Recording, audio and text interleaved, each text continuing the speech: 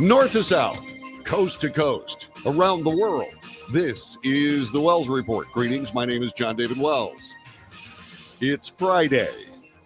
Is it the day that Kevin McCarthy finally ascends to the office of Speaker of the House of the United States Representatives? It could be. There has been some movement in that story, and we'll bring that to you live as this process continues. To bring you up to date quickly, Representative Kevin McCarthy is someone who has been the recipient of some 14 more votes for his speakership. After the 13th vote, I'm sorry, Gary, but your over-under bet is now gone because there will be another speaker vote. Anyway, that being said, as of the 13th speaker vote, McCarthy has 214 votes. Hakeem Jeffries, the Democrat from New York, has 212 votes. Others, 6 votes, which represents votes that Kevin McCarthy needs to secure the speakership. He's 4 short, depending on the number of people actually voting in the chamber. So 214 votes. What happened? Deals were made. The would-be speaker worked with the caucus that has been voting against him, part of the Freedom Caucus, and was able to split off a substantial number of those people to vote for his speakership. And so, will there be others? Quite possibly. Quite possibly. The specter of a Republican leadership deal with Democrat leaders seems to have melted away after cooler heads prevailed, realizing that that would be the end of the Republican Party, certainly in the House of Representatives. And so as we come to this broadcast, what we're doing is we are taking a very close look at what is going on. Let me show you what's happening on the House floor at this particular moment. As I forgot to make it a wide screen, so let me go ahead and do that. There you go. So this is what's happening at this particular moment as the politicians are sitting around talking with each other, wondering what is next for this speaker's race. That is Marjorie Taylor Greene from Georgia, sitting right in the middle, speaking to someone I do not know. And they are discussing what is going to be the future of the speakership for the United States House. As I have brought up before, there has been unfortunate rhetoric being thrown by people of both sides. Those people intransigent in their support for Kevin McCarthy and Kevin McCarthy himself, and those people intransigent on absolutely not voting for Kevin McCarthy. I'm not exactly sure where those 4 votes are coming from. I doubt very sincerely that, okay, let me make sure I get this right, okay? Let me make sure I get this completely and totally correct because I have been making a dumb mistake this week, and I feel relatively stupid about it. Okay, so here we go.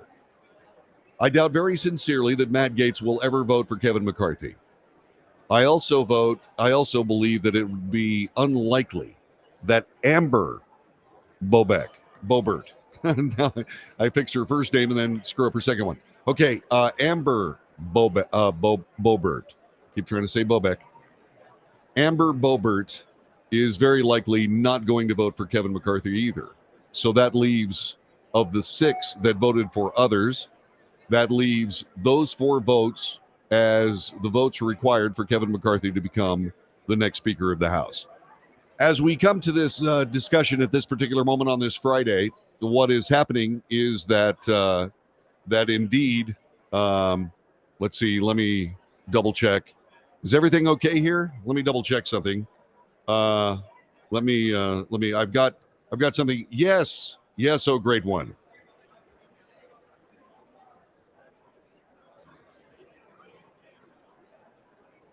Did I get Amber Bobert wrong again too? Okay, hang on a second. I'm going to let other people hear you because I can. The executive producer of this broadcast is a guy named Dirk Steele. Dirk Steele and I have been I don't know where I got Amber Bobert. Now wait a dang minute. Okay, so anyway, The long-suffering executive producer of the Wells Report is Dirk Steele, who is joining us on the telephone. Say hello, Dirk. Hello, Dirk, and it's great to be on the Wells Report. Yes, I'm sure it is. I'm sure it absolutely is. You could call me on my business line, but let's just go ahead and do it this way. So what were you saying? I screwed it up again, didn't I? So I'm sitting here in my big Wells Report corner office. Yeah. Now wait. And now hang on a second. Wait a second. I want to tell you something. I got a call from him yesterday saying that I'd screwed up Nicole Bobert's name. Okay. I'd been calling her Nicole Bobert. That's not her name. Is that correct? That is correct. Okay, and then I came up with, correcting it because I was so horrified. I did some research, and for some reason, I got Amber Bobert, and that's not her name either. Is that correct? That is correct. Okay, and in the great state of Colorado. Yes, of which you are a part. I am. Based here in Colorado. Yes. Her name, as we refer to her, and you might have inside information that we don't have, but on the ballots and recognized by other news sources, we refer to her as Congresswoman Lauren Boebert. Lauren Boebert. Hang on just a moment here. Let me take care of this. Oh, you know what? Oh, I know what happened. I did get it right. That's what was wrong.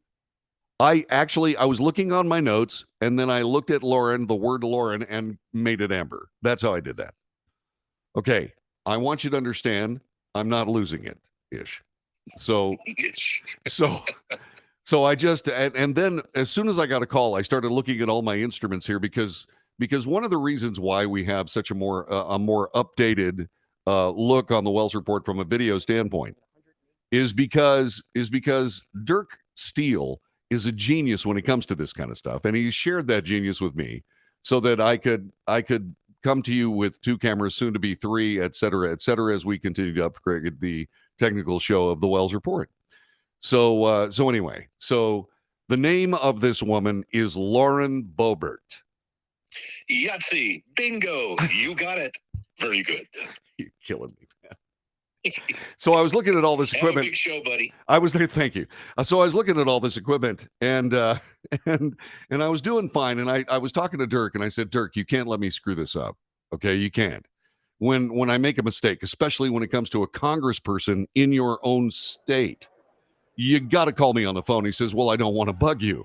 And I said, look, when I'm screwing up in a way that resembles art, for God's sakes, call me. So when the phone rang and I saw that it was Dirk Steele, I said, what's wrong with my equipment? Because that's normally when he calls. And then I realized, no, the equipment's working fine. So I answered the phone anyway, and I have these little headphones on, where I can hear him, even though he can't hear me when I'm wearing the headphones when I'm talking. So that's why I had to take my headphones. That's why I put him on speakerphone. Anyway, so what happened is that he called me on the telephone. My blood ran cold because obviously something stupid was happening. And by golly, there was. Once again, I got Lauren Boebert's name wrong. Now, this does follow an unfortunate path because I've mistaken other names. And this normally is because I have a list of names that is prepared for me by people who realize that I can't keep track of names. I can keep track of everything else. I can keep track of the 6.6 million people that are outside the job force because and are not counted in the jobs numbers, which we'll report later on today, the December job numbers. I can remember all that stuff. But for some reason, names not good. I'm just not good with names. Gary mentions that it is Epiphany today, so I've had an epiphany. I am a moron. Getting back to the news, and after saying that, why would you believe anything that I would say anyway? But let's get back to it anyway, because maybe you have short-term memory problems. So what we have here is we have a 14th vote for Speaker. What is happening right now on the floor of the House of Representatives, all the clerks are working to clarify and correlate their numbers so that they all agree about who voted for who.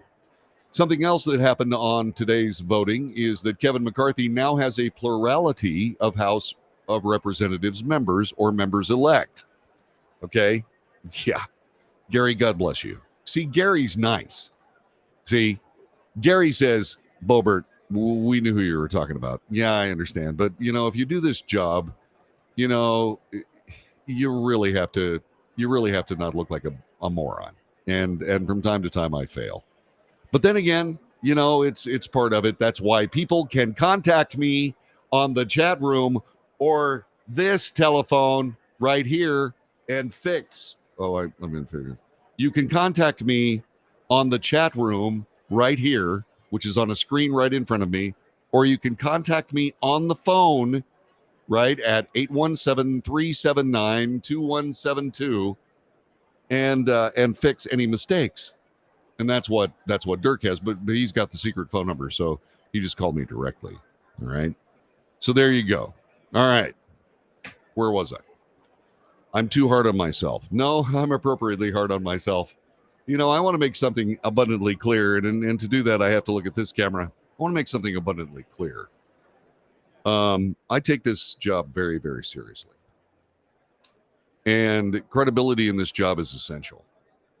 And when you make a mistake like that, it damages your credibility. And that is something I have to avoid. The work that we do on this broadcast is too important for me to screw it up. And that means I have to be more careful. And I actually, because Dirk called me yesterday, I realized I was getting Lauren Boebert's name wrong. And so that's why we had this call just moments ago.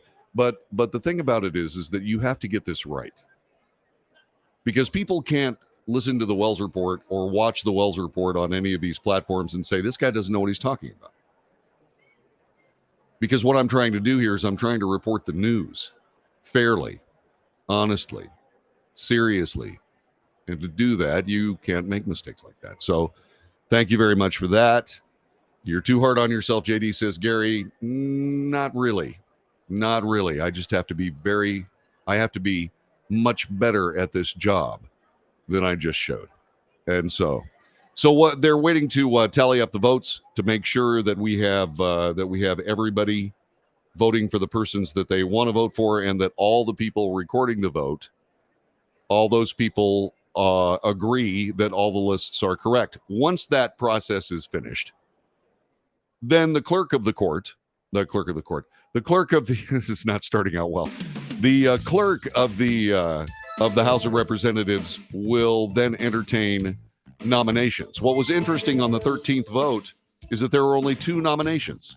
One for would-be Speaker Kevin McCarthy of the Republican Party, and the other, that would be Hakeem Jeffries of the Democrat Party. He's the Democrat leader of the Democrat Party.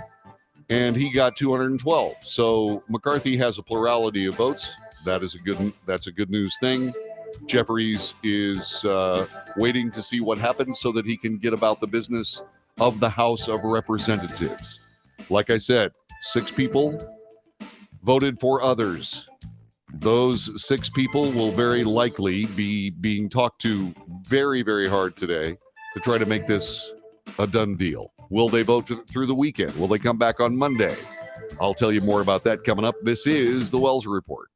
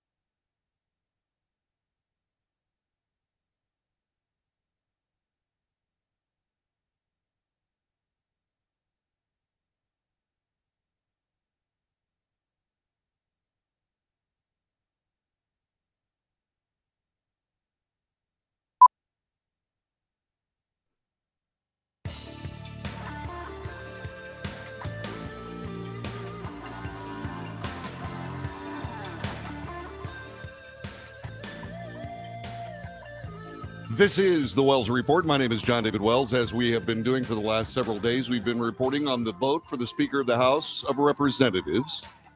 And that vote has changed somewhat today as 14 new voters have come to the aid of Kevin McCarthy, who wants the job badly. And so what we're doing right now is we're waiting for the official tally of the 13th vote for Speaker. Another vote is possible today. We don't know whether this will be the next vote will be the one that pushes McCarthy over the top, but we will see. He is 4 votes short now with the number of people in the chamber that are voting, which would be somewhere around, let's see, 426 plus 6, 432, according to my very, very shaky math that you need to keep in mind. USA Today is out with an article today that I think might be worth your time. That is, as a part of a year-long bid to secure the highest post of the House of Representatives, that being the Speaker, Representative Kevin McCarthy raised tens of millions of dollars to help his party win the majority in 2022, spent much of it helping his colleagues across the country win or retain their seats. Some of the money went to 13 of the same House Republican lawmakers who are voting repeatedly to keep Speaker McCarthy from being Speaker McCarthy. This according to records from the Federal Election Commission. The other 7, including the most vocal defectors like Representative Matt Gaetz of Florida and Lauren Boebert of Colorado, received nothing.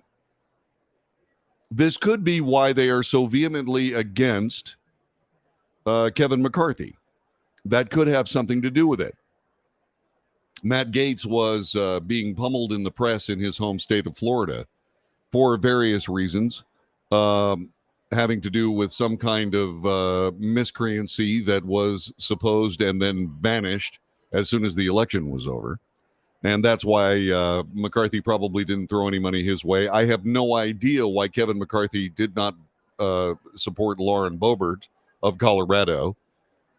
She was working as hard as anyone ever has for the seat she currently occupies and will occupy again. And this being said, maybe we have some clues as to why there has been such intransigence from some of these people. But to me, all that means is that the money spent by McCarthy on these particular lawmakers did not buy their votes, and I think that's good.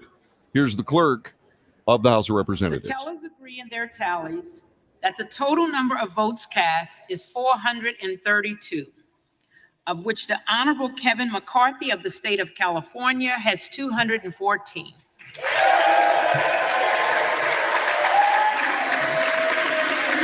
Many people have been criticizing the various applause moments, saying that this is not a pep rally. Well, maybe it is. The Honorable Hakeem Jeffries of the state of New York has received 212.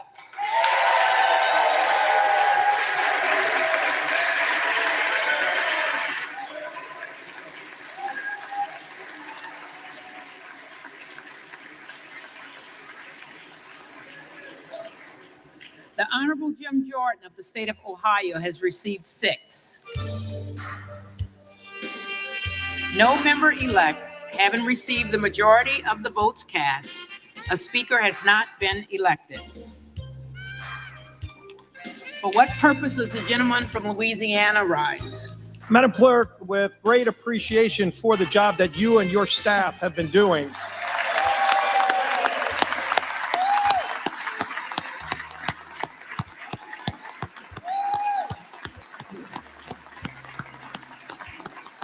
She has too. Everyone standing and applauding, everyone in the House chamber. Madam Clerk, I move that the House stand adjourned until 10 p.m. tonight.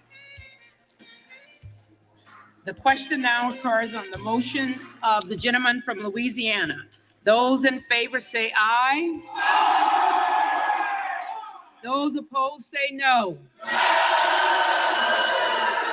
In the opinion... Now we'll see if somebody steps up and asks for the yeas and nays. In the opinion of the chair, the noes have it. Madam Clerk, I request the yeas and nays. The yeas and nays are requested. Those favoring a vote by the yeas and noes will rise. A sufficient number hasn't risen. The yeas and nays are ordered. Members will record their votes by electronic device. And so, a very interesting piece of information. The House Majority Leader, the House Minority Leader at this particular moment, Steve Scalise, I guess he's the whip, asked for an adjournment, and until 10 o'clock tonight, we'll explain why that's the case coming up in just a couple of moments. But now they're voting, and we'll have the results of that vote coming up in just a couple of moments. Thanks for joining us. This is the Wells Report.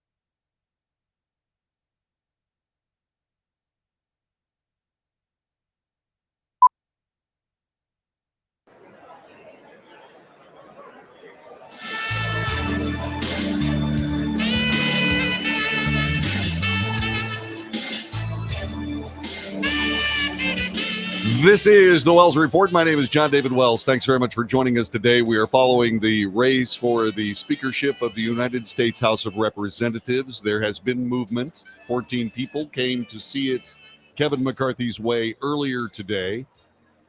And those people are waiting for a couple of others to join the fray.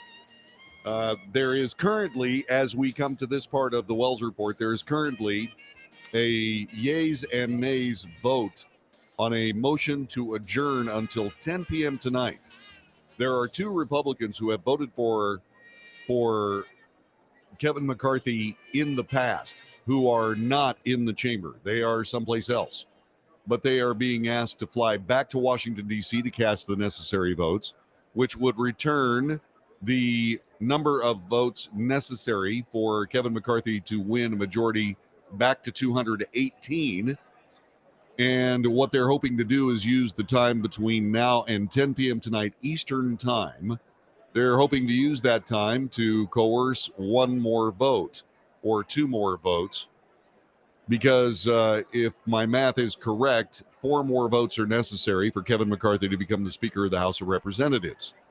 And so that is what we're doing. That's what we're waiting for here. The yeas and nays, they have 8 minutes and 50 seconds left in their opportunity to vote. And so far, the yeas are leading. All Republicans have voted yes. And Democrats, essentially, it seems to be a party line vote. There was, however, a mistaken vote earlier where the Democrats had one person voting yay. That vote seems to have been changed. And so it probably will be a strict party line vote. If that's the case, then the Republican congressional elects will win this vote, and we will see an opportunity for the Republican Party to continue to work the hard work behind closed doors to be able to figure out what it's going to take to get enough votes for Kevin McCarthy to be the Speaker of the House of Representatives. We have several people that are joining us here on the chat room, and that's how you can get a hold of me if you want to. You can also call 817-379-2172. That's 817-379-2172. You can do that, and you can tell me what you think about all this. Poker, his name is Poker Monkey. We call him Poke. I believe the rest of the holdouts will change one at a time just to torture him or vote present. Now, that's interesting. If they do vote present, that takes the total number down to the point where they could indeed, by voting present, cast a vote for Kevin McCarthy. Some of these people say they absolutely will not do that. We'll see if that changes. As I continue looking at the votes, doesn't look like there's going to be any serious opposition to this, or it looks as though the Republicans have an opportunity to win this on a party line vote. Let me throw this back up. You see that person with the goatee beard being obscured by the person in the very dark blue shirt, that one right there. Kevin McCarthy just walked up to him. That is Chip Roy of Texas.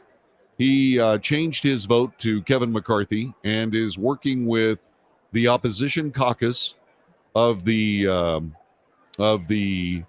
Freedom Caucus to bring more votes. And it looks as though that is a substantive conversation that's in the left part of your screen.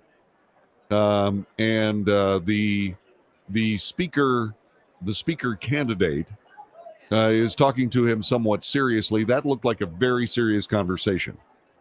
Anyway, so if indeed these people who refuse to vote for Kevin McCarthy decide to vote present instead of any of that, that would lower the number required for the majority, and that might be a pretty good face-saving measure for all persons concerned. That could be a deal you might see. It depends on how vehement these people who have said they would never vote for Kevin McCarthy, it depends on how vehement they want to be and how much they would be called out for saying, well, I voted present instead of for Kevin McCarthy. But in the ways of politics, they would all be able to say, I never voted for Kevin McCarthy. I did, however, vote present. So once again, welcome to politics. So There's another question asked by Poker Monkey. Why couldn't Senator McConnell help his fellow Senate candidates win? He withheld money. That is absolutely true. The reason that that Mitch McConnell did not help Senate candidates win is because he's a loser. Mitch McConnell is a loser. He is comfortable in the idea and role of losing. Let's listen to C-SPAN. Motion to adjourn. It would be to adjourn the House until 10 p.m. Eastern tonight. In past adjournment votes, there have been some Republican members who have joined with Democrats voting no on adjournment. That doesn't look to be the case this time. Currently, 217 votes for an adjournment, 211 against adjournment, 6 members still not voting. The Kevin McCarthy team looking to secure the final votes needed to secure the speakership in the hours between now and 10 p.m., an expected 14th vote on speaker at 10 p.m. Eastern. Caitlin Collins of CNN reporting this via Twitter just a few minutes ago. Kevin McCarthy telling CNN that he is confident that he will have the votes to become speaker by tonight. Asked why, he said, because I counted. Just a few minutes left in this vote on a motion to adjourn. Again, we were showing you live coverage through C-SPAN control cameras on the House floor, 3 C-SPAN camera operators showing you all the angles, all the conversations, and have been showing you that all week long. We should be hearing on a final vote total on this motion to adjourn in just a few minutes. Stick with us on C-SPAN. All right, so C-SPAN giving us the updates and so on, and some of the behind-the-scenes communications that are taking place. Getting back to Mitch McConnell and why he wouldn't help his fellow Senate candidates win. Well, like I said, the man is a loser. He likes losing. He's good at being a loser, and as such, is more comfortable in a losing role to be able to throw bombs at people that are actually trying to govern, as opposed to trying to govern himself. And that's why he keeps coming up with excuses not to support Senate candidates that are Republicans around the country. This time around, he used the time-honored, well, we just don't have sufficient quality, which caused me to sarcastically opine, well, Mitch McConnell, you have the best qualified, most perfect Republican losers in the U.S. Senate. Because, of course, they lost control of the U.S. Senate, and I have no idea why Mitch McConnell does what he does. All I can tell you is I've interviewed him once. He wrote a book, and he agreed to be on the Wells Report, and he danced around a lot of the things I tried to pin him down on. He's very good at that, and that is a pity. All right, so there are a little more than 2 minutes left in this vote. Remember, the Republican caucus numbers 222. All the Democrats have voted. There are 212. And so there are 3 Republicans that have refused to vote. That might be the margin of never Kevin McCarthy voters in the opposition caucus of the Freedom Caucus.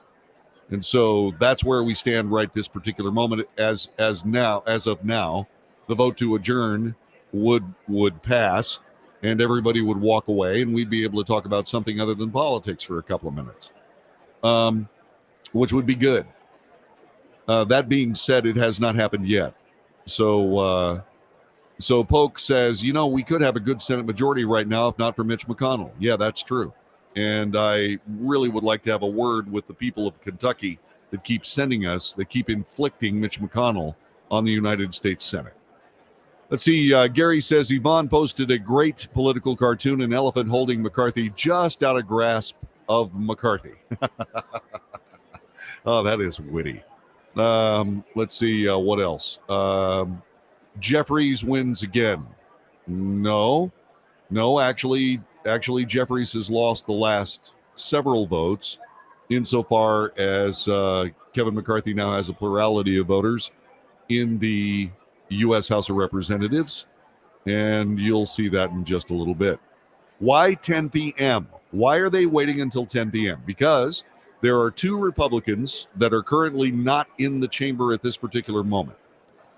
They are not in the chamber, and they are flying back to Washington. Apparently, they will land in Washington sometime between 8 or 9 o'clock. And what they will do is they will come into the chamber at 10 o'clock and vote for Kevin McCarthy. If the McCarthy caucus of the Republicans can pick off 2 more of the 6 votes that he continually fails to receive, if they can pick off 2 of those, then it will be a done deal. All right? It will be a done deal. And here we go with the results of the vote. Calling the House to order. The clerk will read the vote, and they will likely adjourn for today, or at least until 10 p.m. tonight, Eastern Time. Would be 9 o'clock Central Time. Many of the members have already left. Elect voted. Does any member elect wish to change a vote?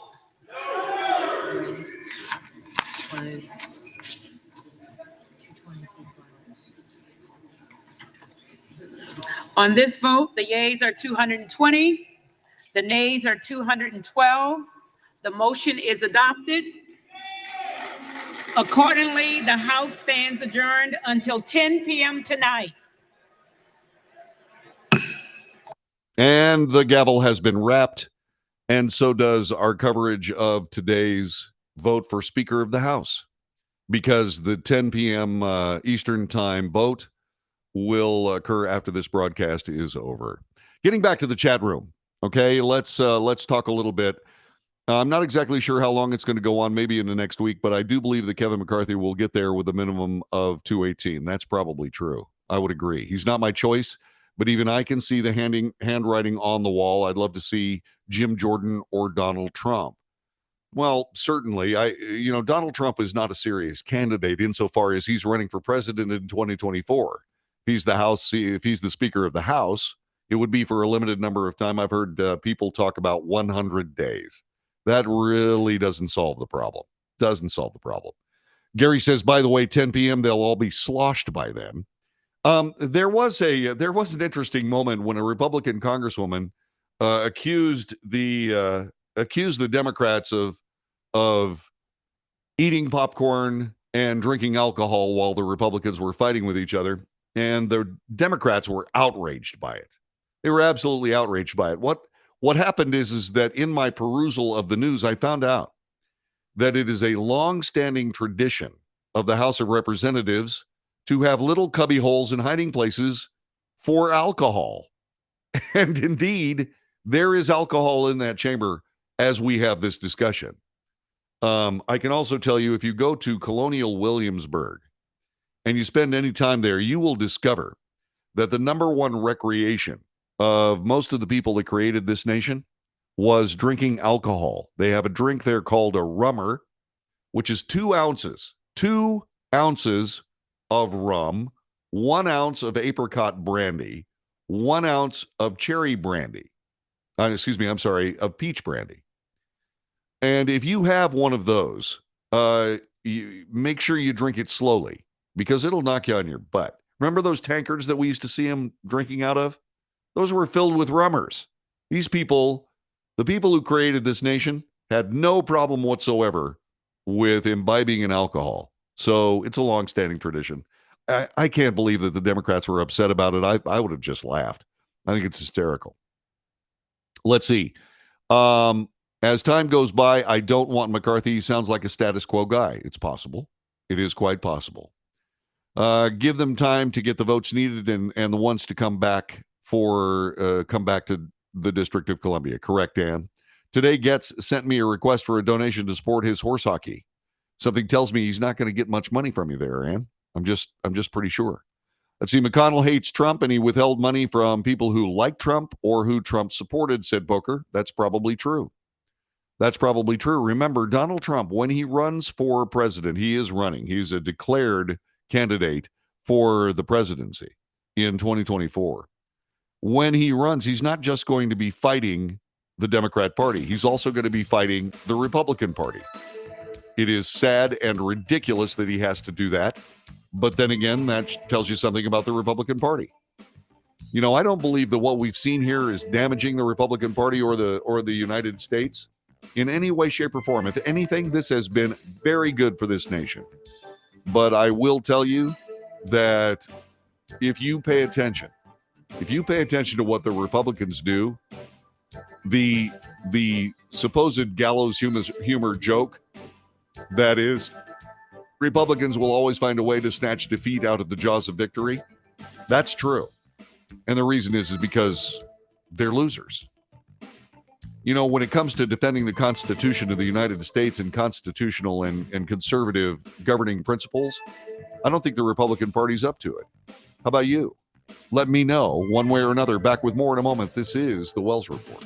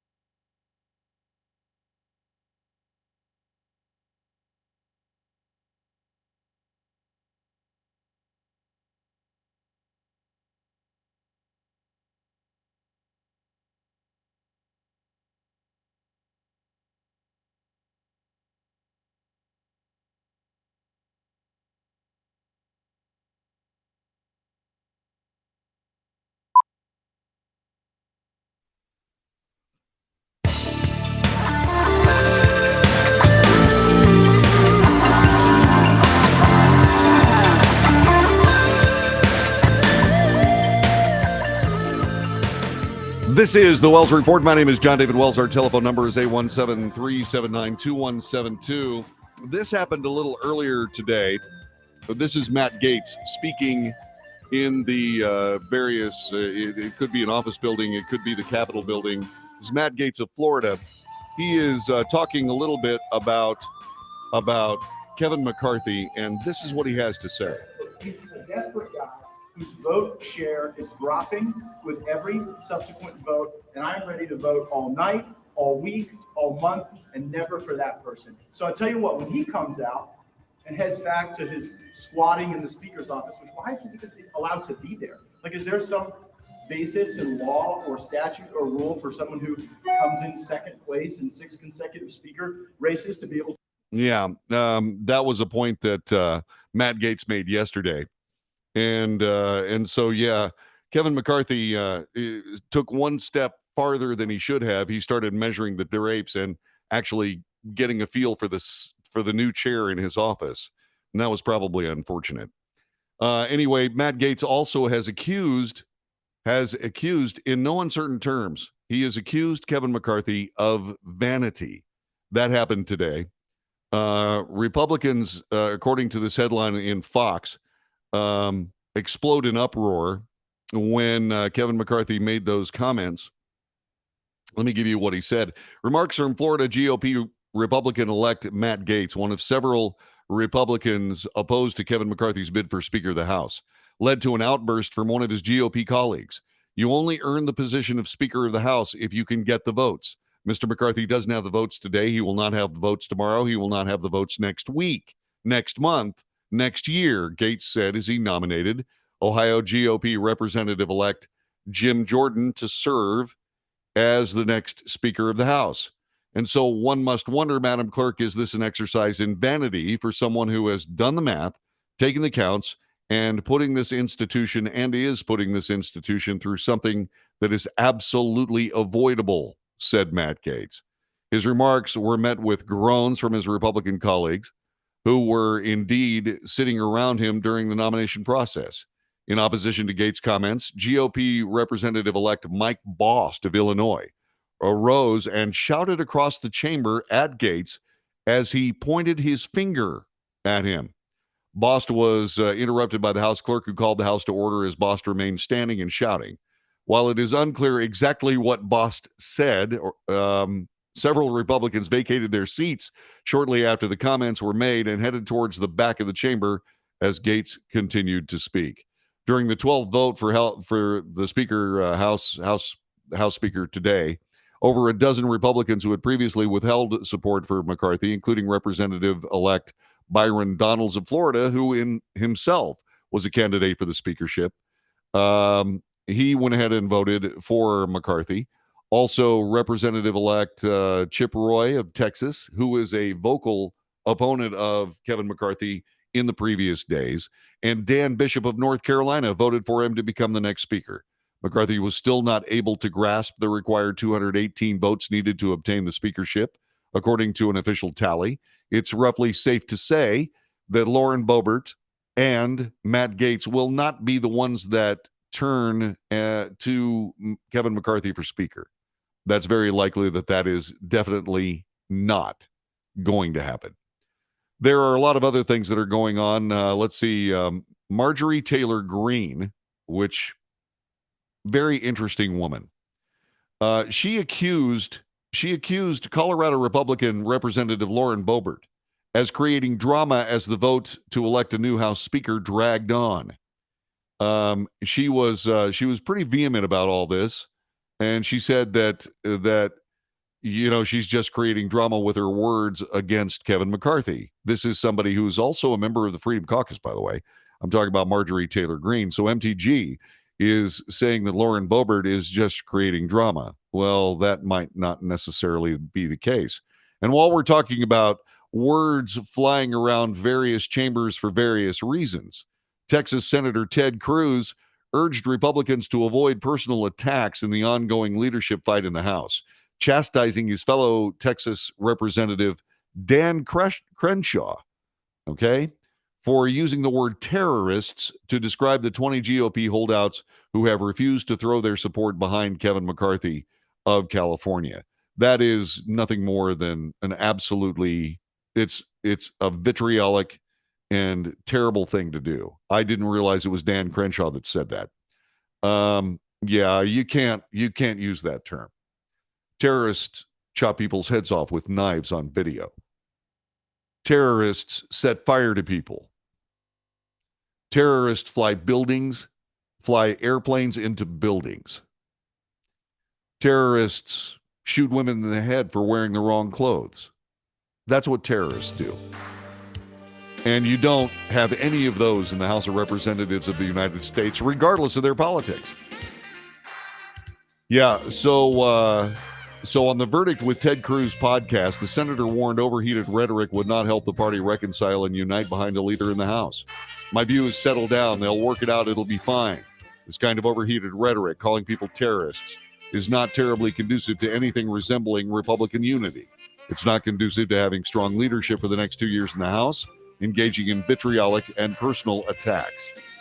So, once again, what we have here is we have real dialogue from real people coming out of the House of Representatives and our American government, with Ted Cruz speaking from the Senate. That is a good thing. This is the Wells Report. Please stay where you are on this Friday edition of the broadcast. What we're going to do is we're going to come back with more of this news, and we will have it in just a moment. All right, then. Thanks very much, wonderful people. Thanks for being with us today. And if you have a comment, please make it. See you in a minute.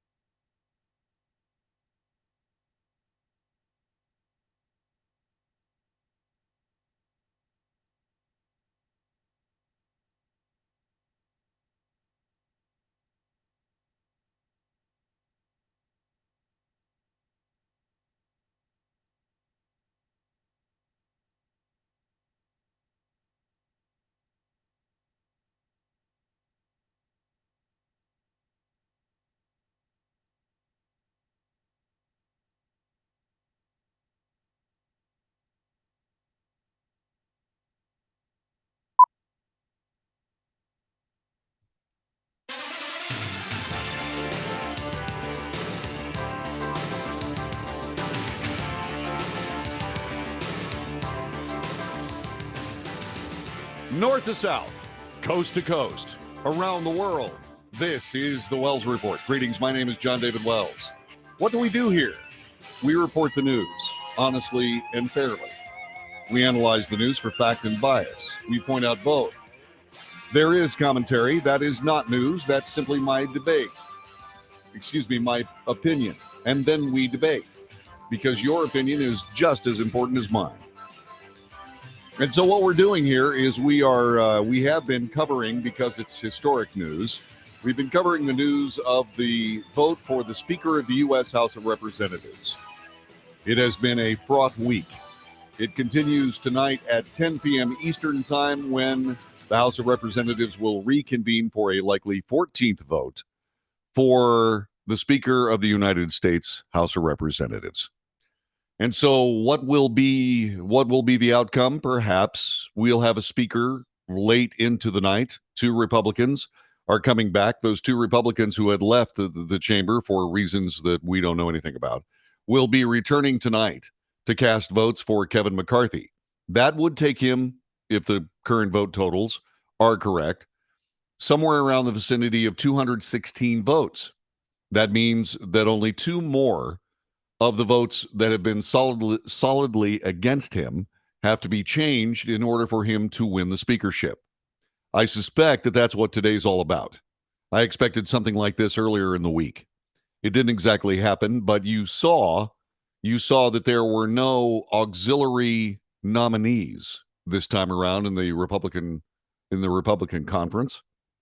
As a matter of fact, there was one vote where there were only 2 candidates, that being Hakeem Jeffries of New York and Kevin McCarthy of California. And that is something of, okay, this is coming together, and maybe we'll actually have soup later on tonight as the chefs start to work things through. By the way, Sebastian Gorka made a great observation. Sebastian Gorka does talk radio for my former company, Salem Media. He said, notice there's no cheating when they all have to show up and vote in person. No mail-in voting. Thank you, Poke. I appreciate that. Cleo Marchese joins us today. She says Dan Crenshaw was a great war hero, but he's being a disappointment as a U.S. representative. So I'm not so sure. I mean, he's entitled to his opinion and so on, but maybe, like I keep saying, if you put one of these microphones in front of somebody long enough, they're going to make news with it. That's just the way it is. That's just the way it is. Let's see. By the way, Isaac points out that he says something about the fact that this is not the Constitution in action. Okay. Poke had been dealing with the fact that Isaac had said that this was over the top. The Poker Monkey said that the Constitution in action is not over the top. And then Isaac says the Constitution in action, this is a small component of the Constitution which the Republicans can't get right. No, what we're seeing is them getting it right. I mean, when you start thinking about this, let's play this out. Because this has been brought up a couple of different times. I responded to this on Twitter today. Let me see if I got this right. Republicans are just supposed to get along with Kevin McCarthy. They're not supposed to vote their consciences. They're not supposed to express their opposition and explain it. They're just supposed to go along to get along. Well, why bother having them at all? One of the interesting things about having yes men, when you have yes men and you're the boss and you have yes men all around you, one of you is redundant. That's not my quote. That's Colin Powell, the former general, the former Colin Powell, who is now no longer with us, former general of the United States Army. If you have yes men, one of you is redundant. So if they're just going to show up and vote for the status quo ante, which would be Kevin McCarthy, the anointed one, then why bother voting at all? Why bother having representatives at all? Sometimes I have to understand. I know that the Democrats, especially strident ones like Isaac, I know that they have to simply oppose anything that has anything to do with a Republican idea of any kind. And that being said, sometimes you can't argue with what Republicans are saying, just as sometimes you can't argue with what Democrats say. You can't, because they're speaking the truth. It doesn't happen often. I'm not talking about just Democrats. I'm talking about Democrats and Republicans. It doesn't happen often, but it happens. Sometimes you got to say, yeah, I get it. What's happening right now is great, and I have proof. If the Democrat Party was having this fight over who was going to be the next Speaker of the House of Representatives, people would be talking about extolling the great virtues of the Constitution and how things were working the way that they're supposed to benefit the people of the United States. That's the way this would be explained. But because Republicans are doing it, we get something else. We get the, oh my God, these people are holding the entire House of Representatives hostage. No, they're doing their jobs. They're doing their jobs. Cleo says, I feel that Kevin McCarthy would be too much of a moderate and another Mitch McConnell. We need action, not capitulation. Yes, we do. Yes, we do. The Democrat Party is absolutely comfortable with socialism. They're absolutely comfortable with a gigantic government that would say, no, you can't take ivermectin for your COVID-19 case. No, you can't take hydroxychloroquine. Is it because they're not effective? Because both of those drugs were mentioned by the CDC as being effective for treatment of COVID-19. No, it was because Donald Trump said that they were effective. That's one of those things. It's one of those truths that comes out and Democrats just reflexively say no. Like, you don't need to wear masks. You know, it's ridiculous, says Donald Trump. And then all of a sudden, everybody in the world has to wear masks, including the guy that said that wearing masks was unnecessary. That was Anthony Fauci. And then Anthony Fauci suddenly starts wearing masks, saying it's absolutely essential. Wear 2 or 3 of them, in fact. Jeez. You know, this is the state of play in American politics. And if you want to see more of it, just go along to get along. Don't vote your conscience. Don't argue.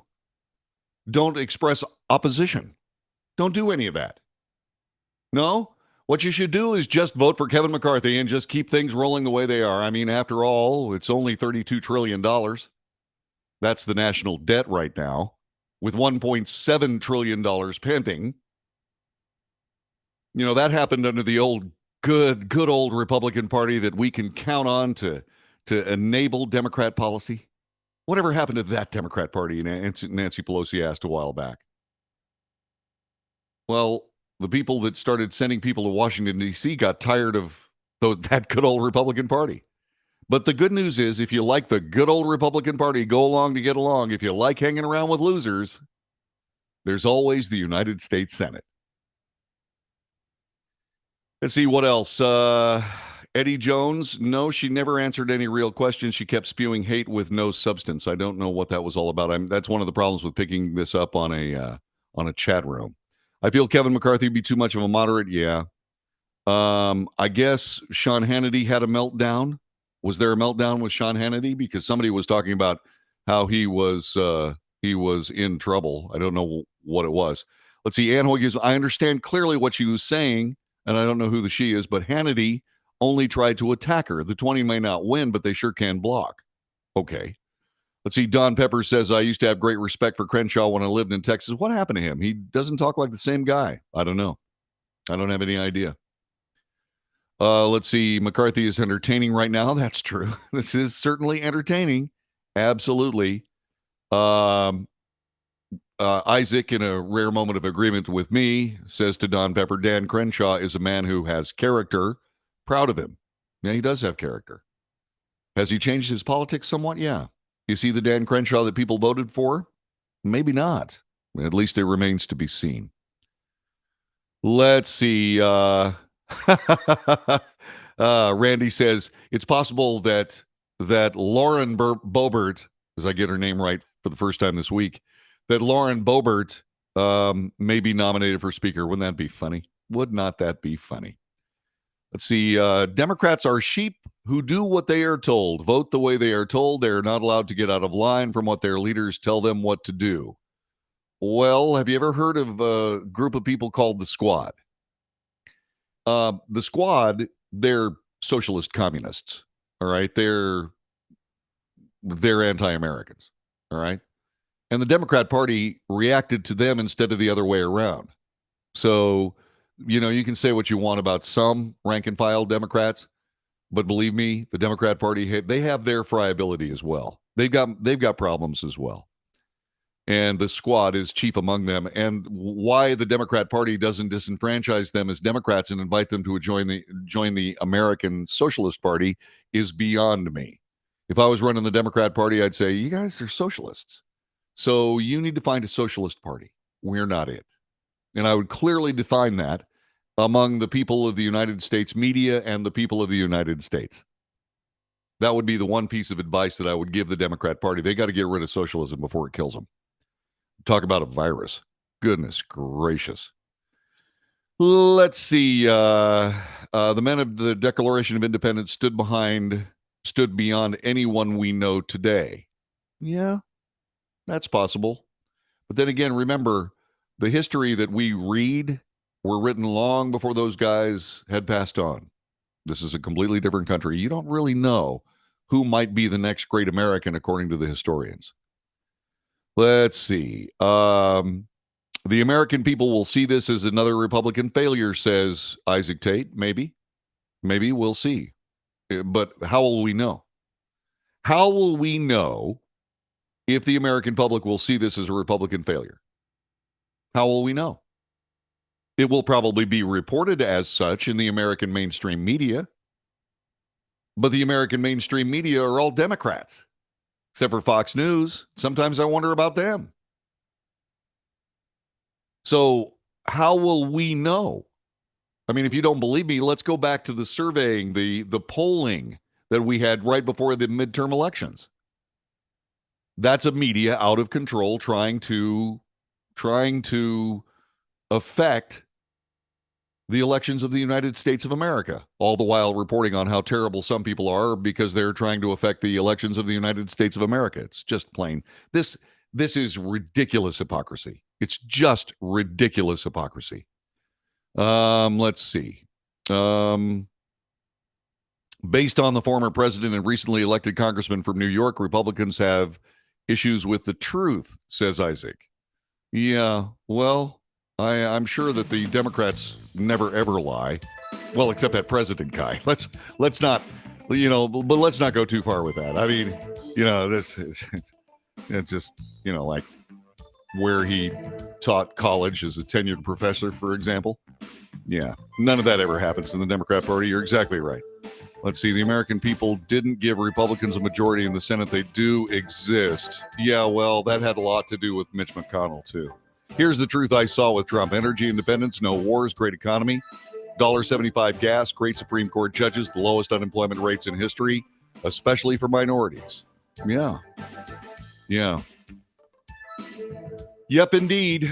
But of course, this back and forth is so on and so forth is what we've been dealing with all week. What we're going to do here is we're going to turn away from politics for a while and start talking about some of the other news we weren't able to get to this week. This is the Wells Report. Back with more in just a moment.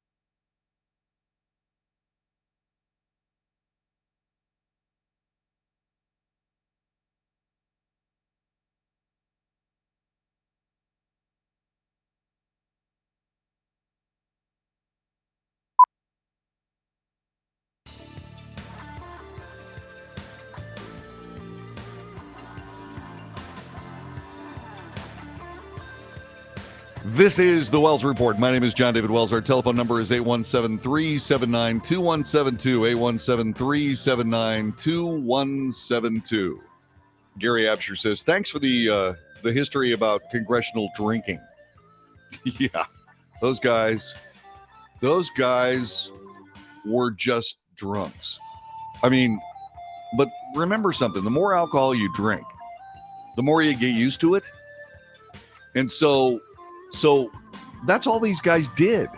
I mean, what other recreation did they have? Not much. Music, okay. But drinking rum was the beverage of choice in early America. And so there you go. Let's see, what else do we have going on here? There is a winner in this speaker's chase, this chase for the speakership of the U.S. House. There is an absolutely undeniable winner. As a matter of fact, if you've been watching this broadcast, you know who that winner is. It's C-SPAN. C-SPAN's, according to the Wall Street Journal, the C-SPAN ratings surged as voters tuned in to watch the drama unfold in the U.S. House of Representatives. The channel was watched by 379,000 households on Tuesday, the first day of the new Congress. That was a 161% increase over last year, or the last time it happened. That's according to an estimate from Samba TV. That's a firm that tracks what people are watching on smart TVs. Viewership rose to 957,000 households on Wednesday, almost tripled it. Whoa. As of Friday morning, McCarthy didn't have the votes to win. That's been the case. They're going to try again tonight at 10 p.m. The last time the speaker vote went past the first ballot was 1923. It took 9. Well, now we have a new record. But by the way, for those people that say that this is just horrible and terrible and awful and people are going to talk about this forever, well, no one knew what happened in 1923 until this happened. No one knew it.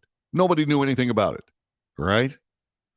And by the way, Gary points out, look, this might drive you crazy. This might look stupid. This might ignite all kinds of political bickering and arguments from one end of the country to the other.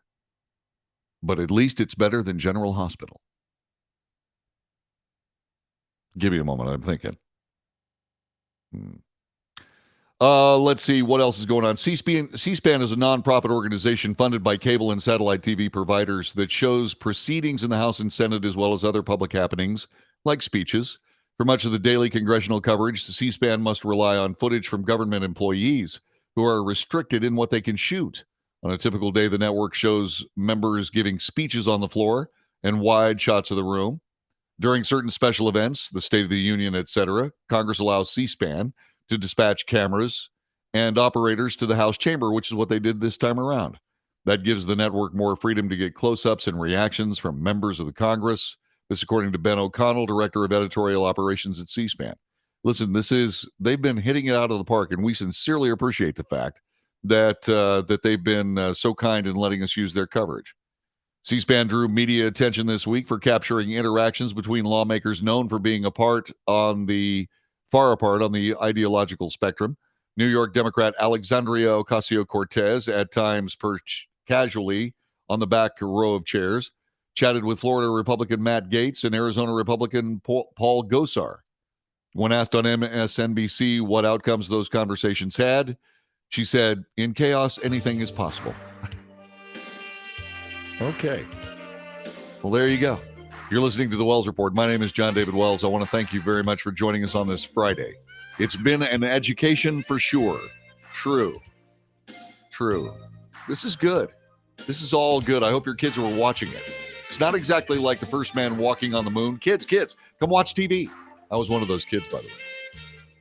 No, it's not like that, but it's close. It's absolutely close. It's a great civics lesson, not just for the kids, but for all of us as well. You are listening to the Wells Report. Coming up in just a couple of moments, the suspect in the Idaho murders made it back to Idaho. Information about the investigation that led to his arrest was then released. We have some of that. It's coming up next. And I'll have that for you on this Friday afternoon in just a couple of moments. You're listening to the Wells Report, watching it too. Back with more in just a moment.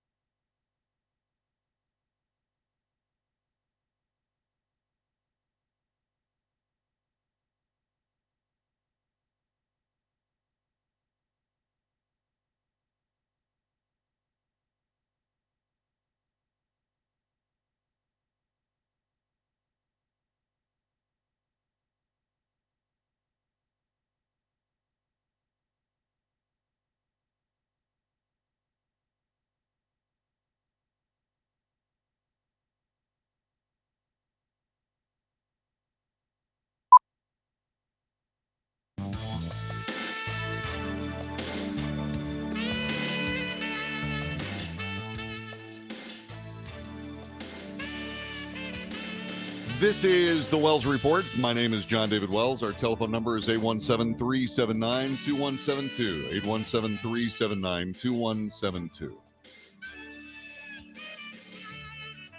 Brian Koberger is suspected of killing Kaylee Goncalves, Madison Mogan, Xana Kernoodle, and Kernoodle's boyfriend Ethan Chapman between 4 and 4:25 in the morning on November 13th, 2022. He left the state in his white Hyundai Elantra. He left the state on his way to Pennsylvania in the company of his father. The FBI knew that he was leaving. They watched him carefully as he traveled across the country. And when the FBI asked the prevailing police at the time, I believe it was Indiana. Could be Illinois. Anyway, the FBI asked them to pull Koberger over, and they did. The FBI wanted a picture of his hands. There was, on one of the pictures that I saw, a contusion on the base of his right index finger and the right middle finger. Don't know what that was, but I'm pretty sure we're going to find out. He was then found in Pennsylvania, arrested there, and then waived extradition back to Idaho, where he will be tried for 4 counts of capital murder. And yes, Idaho is a death penalty state.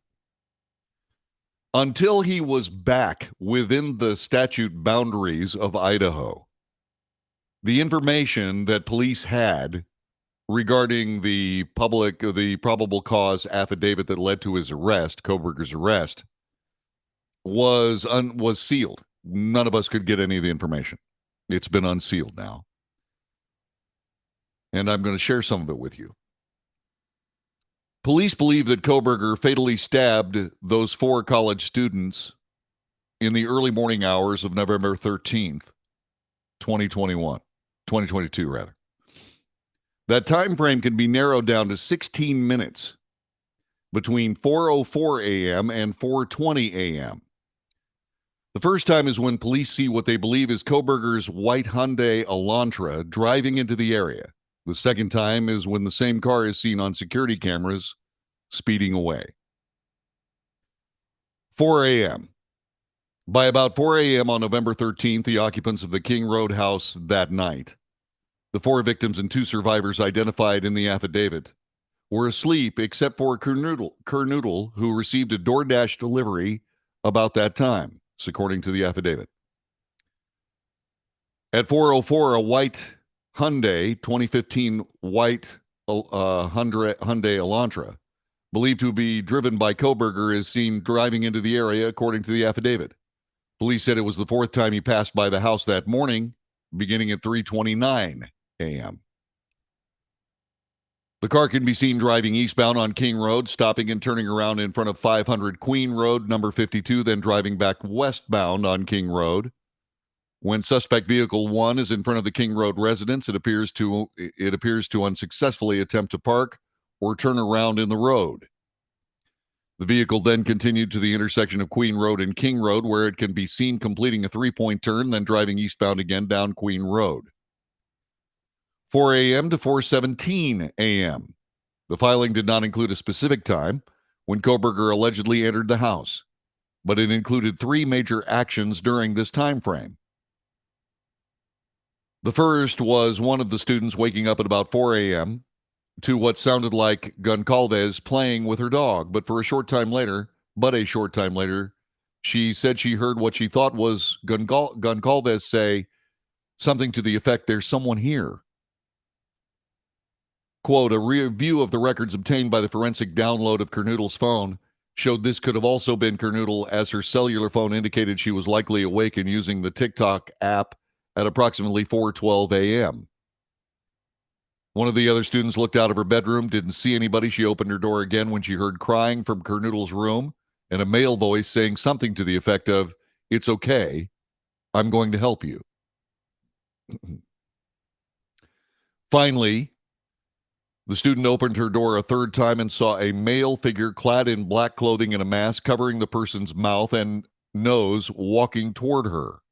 This according to the affidavit. This was one of the two students that survived the attack. The person we're discussing as quoting all these things is referred to as DM. DM described the figure as 5 feet 10 inches tall or taller, male, not very muscular, but athletically built with bushy eyebrows. The male walked past DM as she stood in a frozen shock phase. The male walked toward the back glass sliding door. DM locked herself in her room after seeing the male. She told police she did not recognize him. 4:17 a.m., a security camera located less than 50 feet from Kernoodle's bedroom picked up distorted audio of what sounded like voices or a whimper, followed by a loud thud. A dog can be heard barking. Can call this dog was found in her bedroom when police responded later that day. 4:20 a.m. The white Elantra, which hadn't been seen since 4:04 a.m., drives from King Road at a high rate of speed.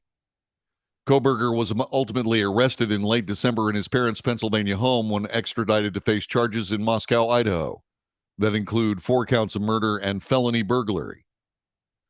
The Moscow Police Department continues to urge the public to submit any images or information they think could be important or useful to the investigation. CNN is reporting the Idaho suspect in the student murders thoroughly cleaned his vehicle. Also seen wearing surgical gloves multiple times outside family home. That must be the family home in Pennsylvania. The man of murdering 4 University of Idaho students in November had thoroughly cleaned the interior and exterior of his car and was seen wearing surgical gloves multiple times before being apprehended. This according to a law enforcement source speaking to CNN. Brian Koberger, 28 years of age, is currently the sole suspect in the gruesome stabbings of the students in their off-campus home in Moscow, Idaho, November 13th. Koberger, who was pursuing a PhD in criminal justice at Washington State University at the time of the killings, cleaned his car, inside and outside, not missing an inch, according to the law enforcement source. The source, who spoke on the condition of anonymity, was briefed on observations made by investigators during 4 days of surveillance, leading up to Koberger's arrest at his family Pennsylvania home on December 30th. As Koberger now remains behind bars in Idaho awaiting his January 12th status hearing, new details have emerged elucidating some of the suspect's movements in the days leading up to his arrest. A surveillance team assigned to Koberger was tasked with 2 missions, according to multiple law enforcement sources: keep eyes on Koberger so they could arrest him as soon as a warrant was issued, and try to obtain an object that would yield a DNA sample from Koberger, which could then be compared to DNA evidence found at the crime scene. Koberger was seen multiple times outside the Pennsylvania home wearing surgical gloves, according to the law enforcement source. In one instance prior to Koberger's arrest, authorities observed him leaving the family home at 4 a.m., putting trash bags in the neighbors' garbage bins, this according to the source. At that point, agents recovered garbage from the Koberger's family trash bins and what was observed being placed into neighbors' trash bins, according to the source. The recovered items were sent to the Idaho State Lab, per the source. Last Friday, a Pennsylvania State Police SWAT team then moved in on Koberger's family home, breaking down the door and windows in what is known as a dynamic entry, a tactic used in rare cases to arrest high-risk suspects. Which, by the way, is fine, assuming, of course, you're at the right house. On Thursday, yesterday, Koberger had his initial court appearance in Idaho after he was booked into the Latah County Jail last night, or Wednesday night, following his extradition from Pennsylvania.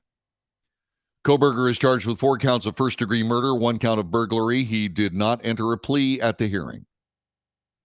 Steve Goncalves, whose daughter Kaylee was among the dead, told CNN's Jim Sciutto that at an interview that aired Friday morning this morning that he had no reason to think his daughter was the killer's target in particular. Nobody understands exactly why, but he was stalking them. He was hunting them. He was a person looking for an opportunity. It just happened to be that house, and that's hard to take.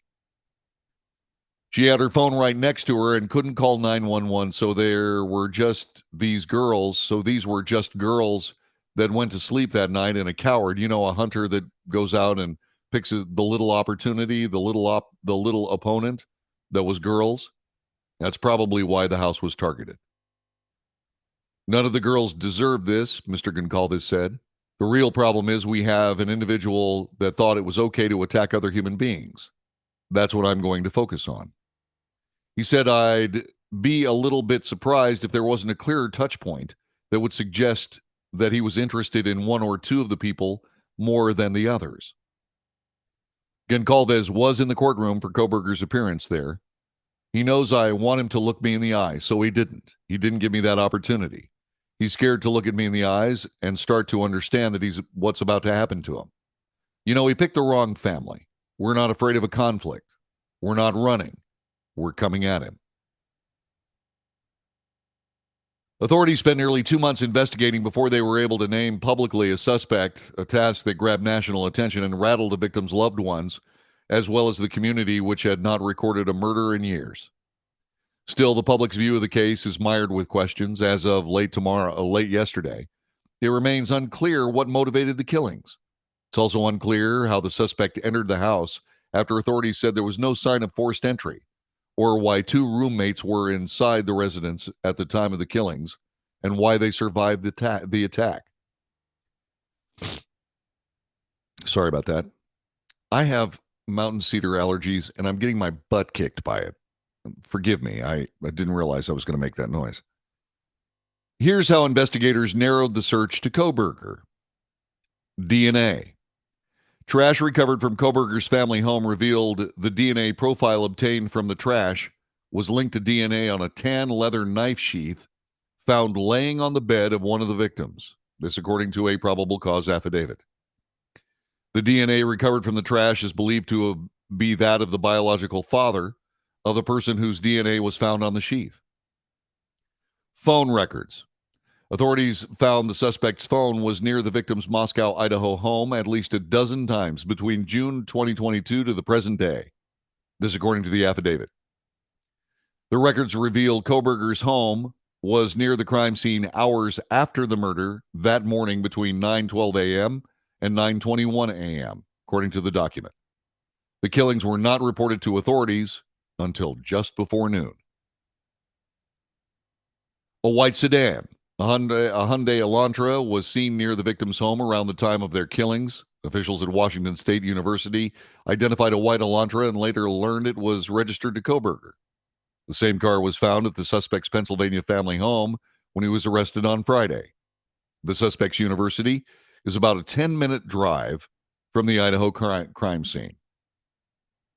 One of the 2 roommates who were not harmed in the attacks said she saw a masked man dressed in black inside the house on the morning of the killings, according to the probable cause affidavit. Identified as DM in the court document. The roommate said she heard crying in the house and also heard a man's voice say, "It's okay, I'm going to help you." DM then said she saw a figure clad in black clothing and a mask covering the person's mouth and nose walking toward her. DM described the figure as 5 foot 10 inches tall or taller, male, not very muscular but athletically built with bushy eyebrows. The male walked past DM as she stood in a frozen shock phase. The male walked toward the back of the back sliding glass door. DM locked herself in the room after seeing the male, according to the document. The roommate did not recognize who this male figure was. The New York Post is reporting the following, that there was a bizarre explanation for why Brian Kohberger was in Idaho to begin with. We're going to bring that to you coming up in just a couple of seconds here on the Wells Report. This is one of those things that would normally be called a senseless murder. But at this particular moment, we still don't know enough to be able to even classify it as that.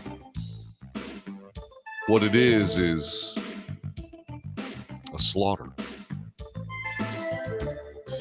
Whoever is responsible, and what we have to keep in mind is that Brian Kohberger, regardless of what's published in the newspaper, is still innocent until proven guilty.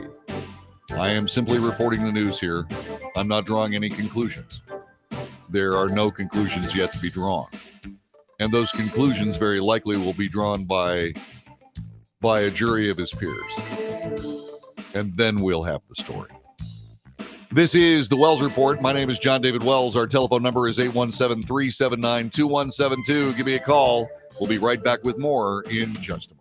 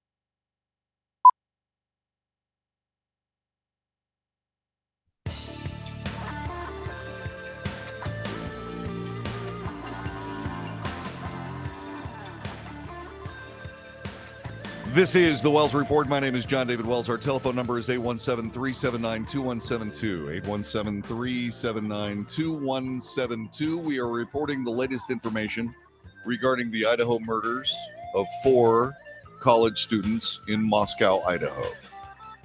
This is a story we haven't spent a lot of time on insofar we've been covering other things. But there is a suspect. He is Brian Kohberger. He was found in Pennsylvania and arrested there. He was also found on the way from Idaho to Pennsylvania. And details are emerging about how his life has been led since he was arrested. The New York Post reports as follows. The quadruple murder suspect was threatened as he sat behind a glass screen inside his cell after he was arrested at his parents' home in Albrightsville, Pennsylvania on December 30th. A fellow inmate said, "F you, I'm going to kill you," with his middle finger raised. The source, who gave this information to the New York Post, said the accused killer looked creepy and did not appear remorseful. When asked why he murdered University of Idaho students, Koberger replied, "I didn't do anything." He was wearing at the time a so-called suicide smock, which prevents inmates from harming themselves, according to the news outlet. When Koberger was asked why he was in Moscow, Idaho, remember his house is in Washington State, where he was going to school. People ask him, "Why were you in Moscow?" His answer was, "The shopping is better in Idaho." That's a quote. Makes you wonder what he was shopping for.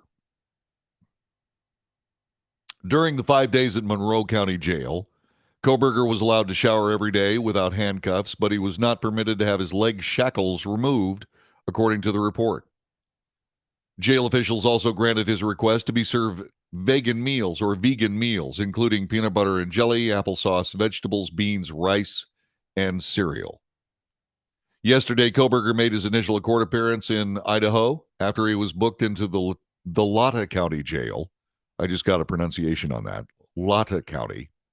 I was saying Lata. That's not what it is. It's Lata County Jail, following his extradition from Pennsylvania. He faces first-degree murder charges and one count of burglary in the November 13th deaths of Kaylee Goncalves, Madison Mogan, Zanad Kernoodle, and Ethan Chapin. Lata County Sheriff Richard Skiles told News Nation that the jail staff was trying to satisfy Koberger's dietary needs, but we're not going to buy new pots and pans or anything like that. His comment followed an exclusive report in the Post, the New York Post, in which a former aunt said Koberger's relatives had to buy new pots and pans because he would not eat anything that had ever had meat cooked in it. You know what? My mom had this wonderful philosophy. I taught it to my kids. They're teaching it to their kids. My parents never forced us to eat food. What they did was they gave us small portions. Okay? They gave us small portions. So you didn't have to eat. Dad, for whatever reason in his life, came up with this wonderful idea that he needed to eat liver and onions. I hate liver. It would literally gag me. I had to drown it in ketchup just to get it down. All right? But they never forced us to eat food. They gave us small portions, and what they did was they said, if you eat all of these portions, you can have dessert. Worked like a charm. It absolutely did. My kids always ate. My kids always went to bed. It was fantastic. It was wonderful. Anyway, the thing about it is that if you didn't want to eat whatever was there, Mother would look at you with a smile and say, it's okay. Eat or starve. I got to be honest with you. You know, if Brian Koberger, God forbid this ever be true, was living in my house and started throwing that stuff at me, I'd say, okay, eat or starve. And the simple case of the matter is, after a few days, I bet she'd find a way to eat some food that came from pans where meat was cooked in them once or twice. You know, I just think that would be the right thing to do. Eat or starve. You know, eventually people in that position, they eat. Yeah. The former aunt said that Koberger's dietary restrictions were, quote, very, very weird. And it was above and beyond vegan. Yeah. Okay. Well, like I said, we're not trying Brian Koberger in the video or audio of the Wells Report. We're just reporting the news. Can you imagine? Do you know anybody that is such a vegan that they would not eat food that was ever used to cook meat in? That's a new one for me. That's what I was reacting to. I wasn't reacting to, Kohlberger being weird. I mean, but I was reacting to that weird demand from everybody around him. Really? I don't know. It's that entitlement thing, I guess. You're listening to the Wells Report. Stick around. We're going to be back with hour number 3 as we continue on Friday afternoon. Thanks very much for being with us. Back with more in just a moment. And so there we are. I'll be back with you guys in just a couple of seconds. Thanks for joining us.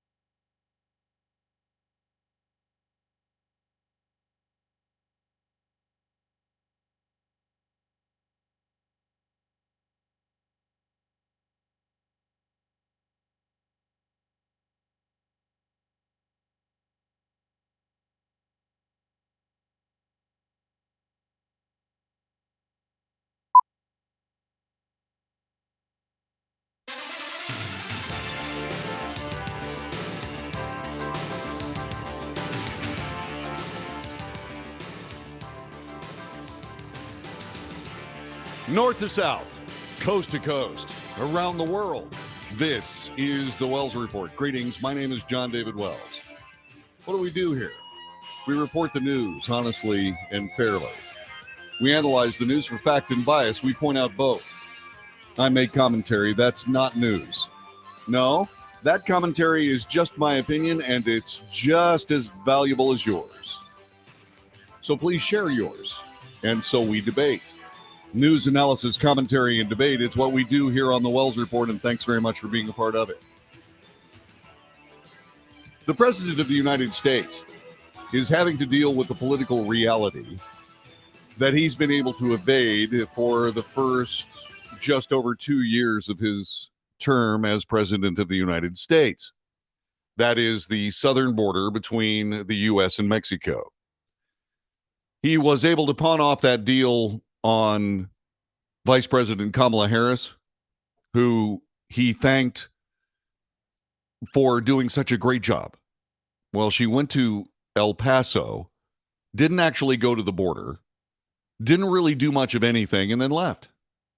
Only here for a short time, and I suspect that that's what President Biden is going to do as well. We've got some reporting on some of that coming up in just a couple of seconds, but really what I want to do is I want to go down to the chat room and make sure. Okay. All right. Yes, it is Casual Friday, Mike. I'd been wearing suits, and somebody brought up today, and I wanted to ask you about it. So I can actually tell you who it was. If you were here for the first part of the Wells Report today, then you know the executive producer of this broadcast is Dirk Steele. Anyway, Dirk called me on the phone because I was ham-fisting the name of Lauren Boebert. I called her Amber. I called her Nicole. I don't know what I was thinking. I have no idea what I was thinking. You know, it was just one of those pathways that just didn't quite connect in the brain. Anyway, he was telling me, I asked him about the fact that I've been wearing jacket and tie for the Wells Report this week, telling you yesterday that I was going to be wearing casual clothes on Friday. And I wanted to get to that in just a second. I wanted to ask you to comment on what Dirk told me. He said he was watching the show and he thought that maybe my suit and tie, my coat and tie was aging me, was making me look older. And then I spoke to the publicist of the Wells Report, the incomparable Jube Dankworth. And Jube said, she didn't think it was a good idea. Because once again, it's not the way people look when they are looking for news. I pointed out that people who are doing network news are still wearing suits and ties. And she said, well, the internet is different. So what do you think? This is what I normally wear. Casual, comfortable, nice, so on and so forth. Although my other clothes are comfortable too. Did you like the tie and jacket thing? Or do you like it more casual? Like what I'm wearing now? Just think about that. Let me talk about the border. All right. Anyway, that was just a little aside. You can go to the chat room or you can call me at 817-379-2172. Do grown-up clothes really make me look old? Yeah. So the President of the United States has been able to successfully evade going to the border because of the political machine that, shall we say, undergirds his presidency. The political machine of the DOJ, the political machine of the FBI, CIA, NSA, DHS, IRS, all of these executive branch agencies that are about to have all their leadership fired. Anyway, yeah. And of course, the mainstream media, along with the Democrat Party, all coming together to tell us what we actually think, even though we don't. And so he suddenly realized, wait a minute, I better get down to that border because what might be his main adversary in the 2024 election is Gavin Newsom, the current governor of California. that guy, I have to use the other. This is the news camera. This is the opinion camera. Gavin Newsom is a sleazeball narcissist. And every time I say to myself, John David, you're jumping to conclusions, I see him again on video. The guy's a sleazeball narcissist. I have no idea how he came to power. Except, of course, that he's in California.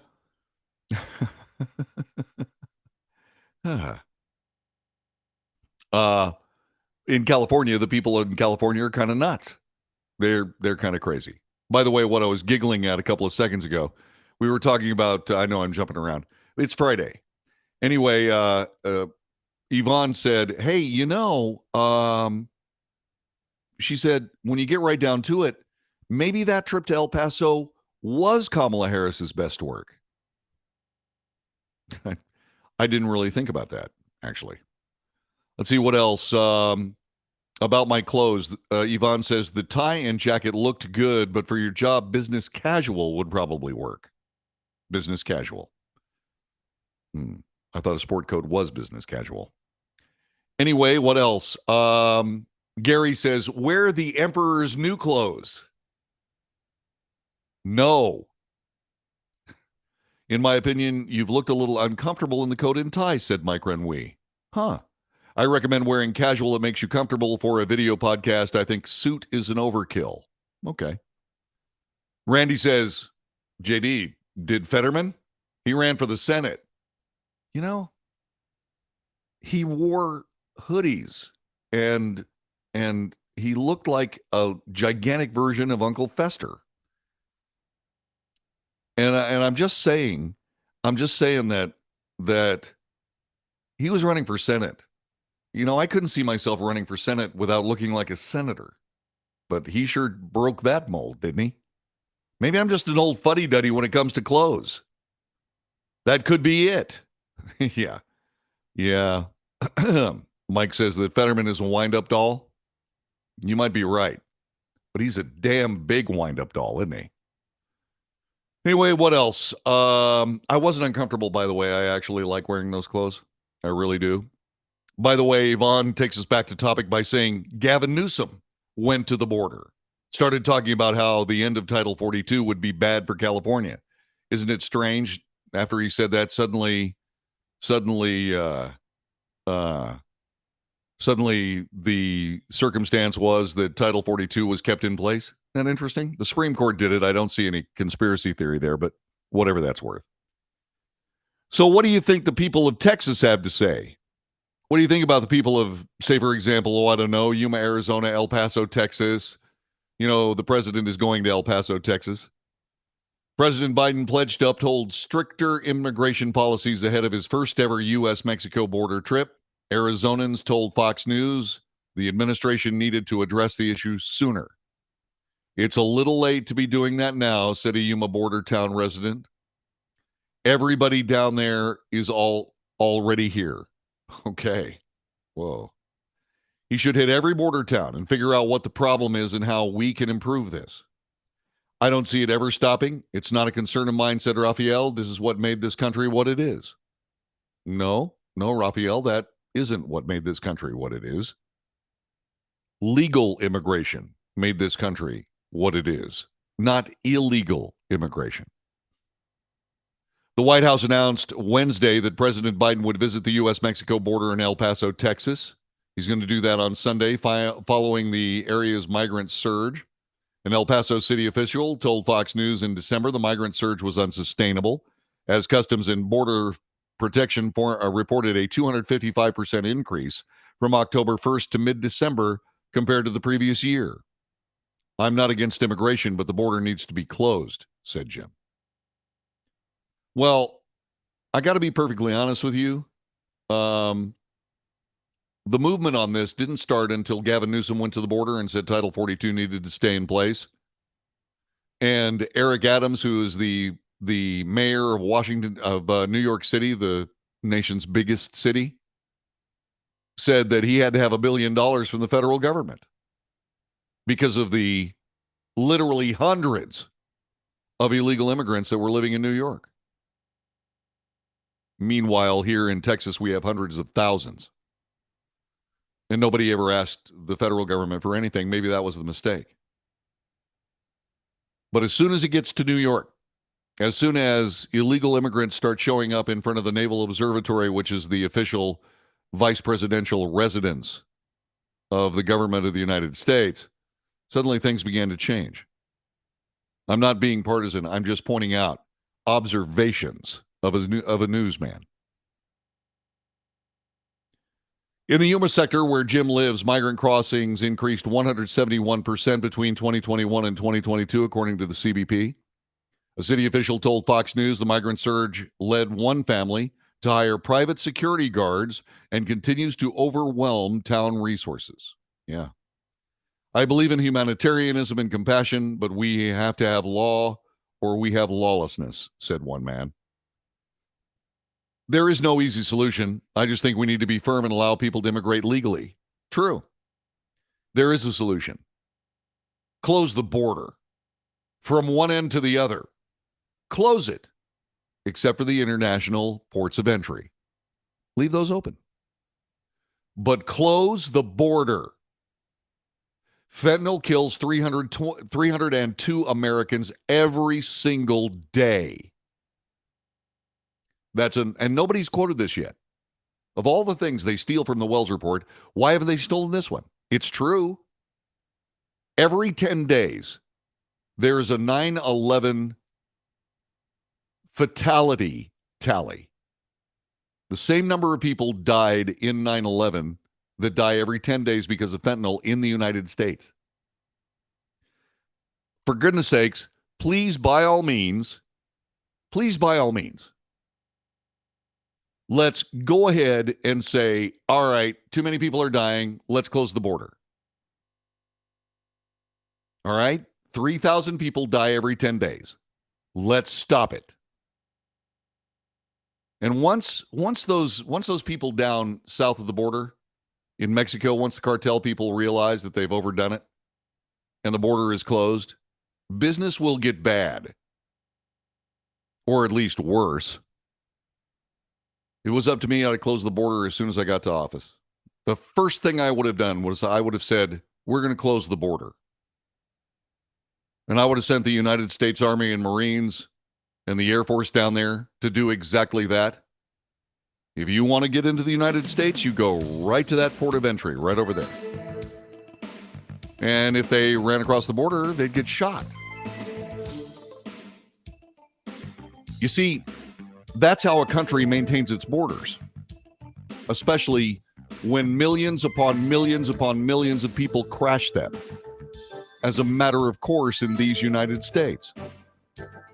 We have to close the border. How many thousands of Americans have to die before the government of the United States figures that out?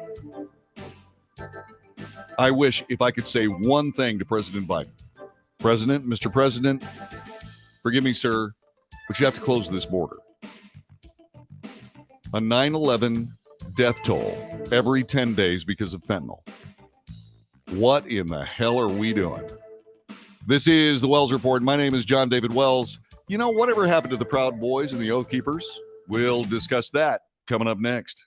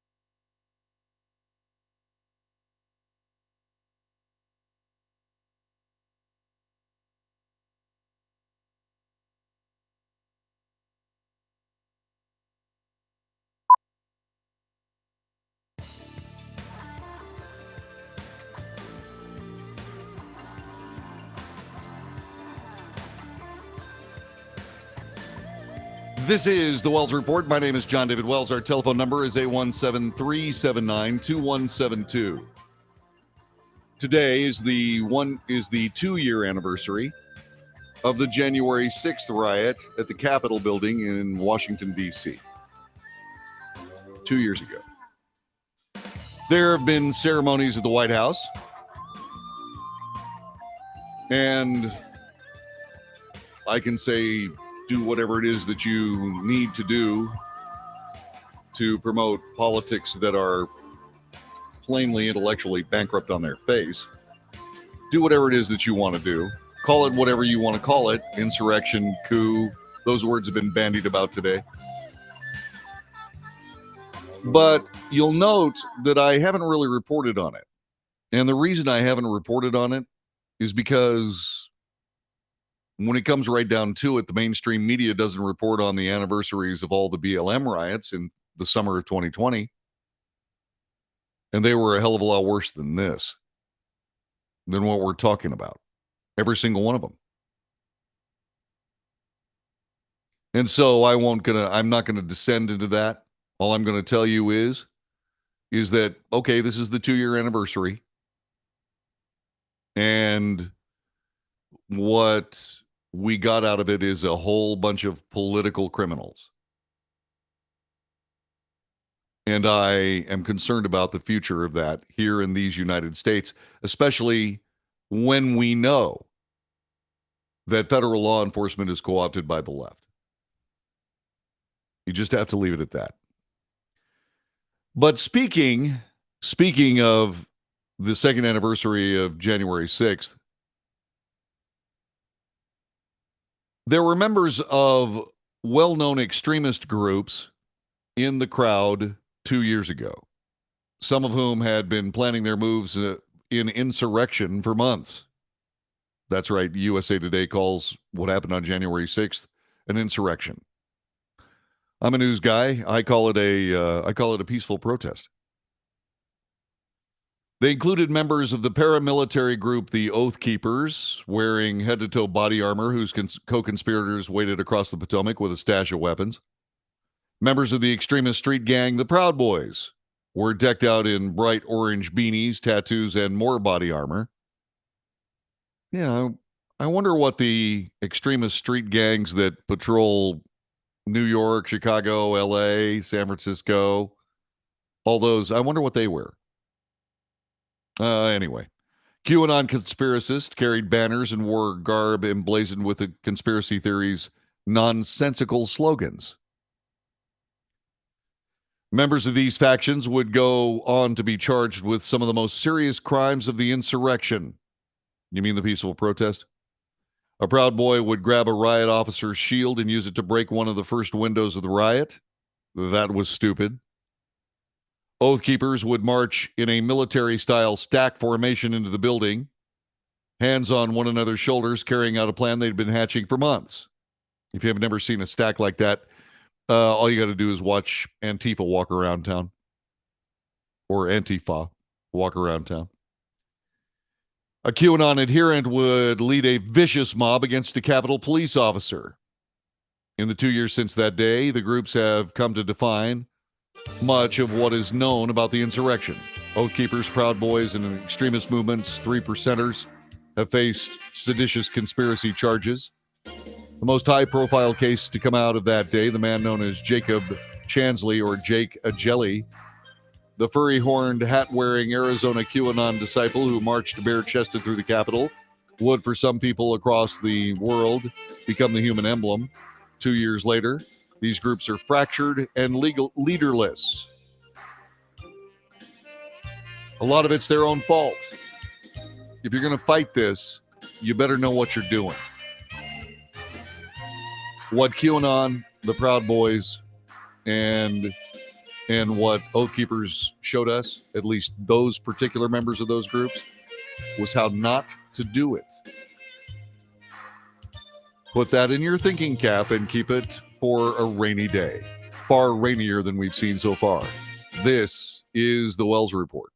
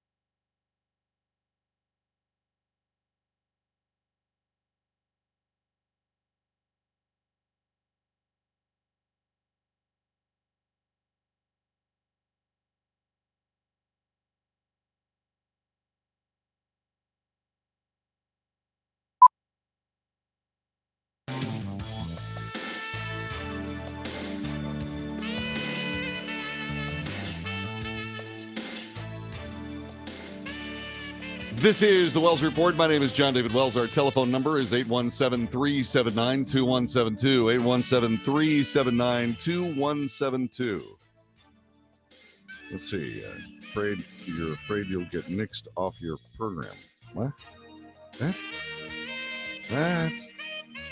sorry. What? I was looking at the chat room and I was distracted. Let's see. Yeah. Can I put another wave in over? Yeah. I hope it stays out all legit. Who says the worst? Okay. I don't know what any of this means. So let's talk about something we do know the meaning of. Damar Hamlin is speaking and breathing on his own. His breathing tube was removed. It is magnificent. I was very concerned about him. I wasn't sure that he was going to make it. The Buffalo Bills said in a statement, quote, he continues to progress remarkably in his recovery. His neurological function remains intact.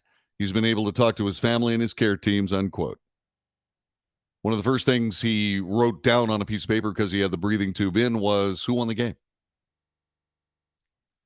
The latest development came on the heels of Hamlin making significant progress the previous day. He was able to communicate with doctors at the University of Cincinnati Medical Center. The 24-year-old second-year NFL player woke up after being sedated, and his first thoughts were about the Monday night Buffalo Bills Cincinnati Bengals game that was suspended, then later canceled by the NFL. Hamlin's first comments were to a nurse at his bedside, according to doctors, while his family, friends, and members of the Bills organization have remained by his side since he was transported to the medical facility. Meanwhile, in Buffalo, McDermott and quarterback Josh Allen spoke to media members for the first time since the Monday night collapse. You lose sleep. You hurt for your brother. The scene just replays over and over and over in your head. It's hard to describe how I felt, how my teammates felt that moment. It's something we'll never forget.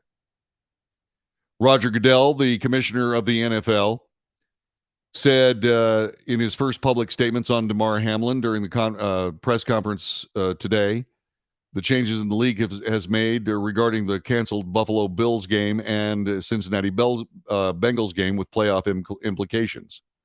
Extraordinary situations bring out extraordinary people. We'll continue to see that. Goodell later said of Hamlin, his improving condition lifted the spirits of the entire league. NFL teams will have a variety of ways to show support for Hamlin this weekend. The league encouraged clubs to read a public address announcement to demonstrate a pregame moment of support.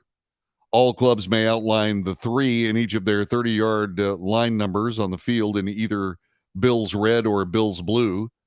During the warm-ups, players will have the option to wear black Nike T-shirts that display Love for Damar 3. The shirt will be in royal blue for the Bills players. Let's see. And that's pretty much everything we have about Damar Hamlin. I saw this today, and I could not believe what I was hearing. And I'm just going to put this out there, and I'm hoping that you will take the time to respond. You can do that on Facebook. You can leave a comment. You can reach me directly at the Wells Report at frontier.com. You can call me on the telephone and leave a voicemail message because this is the weekend and I'm going to be sleeping. That at 817-379-2172. You can do that.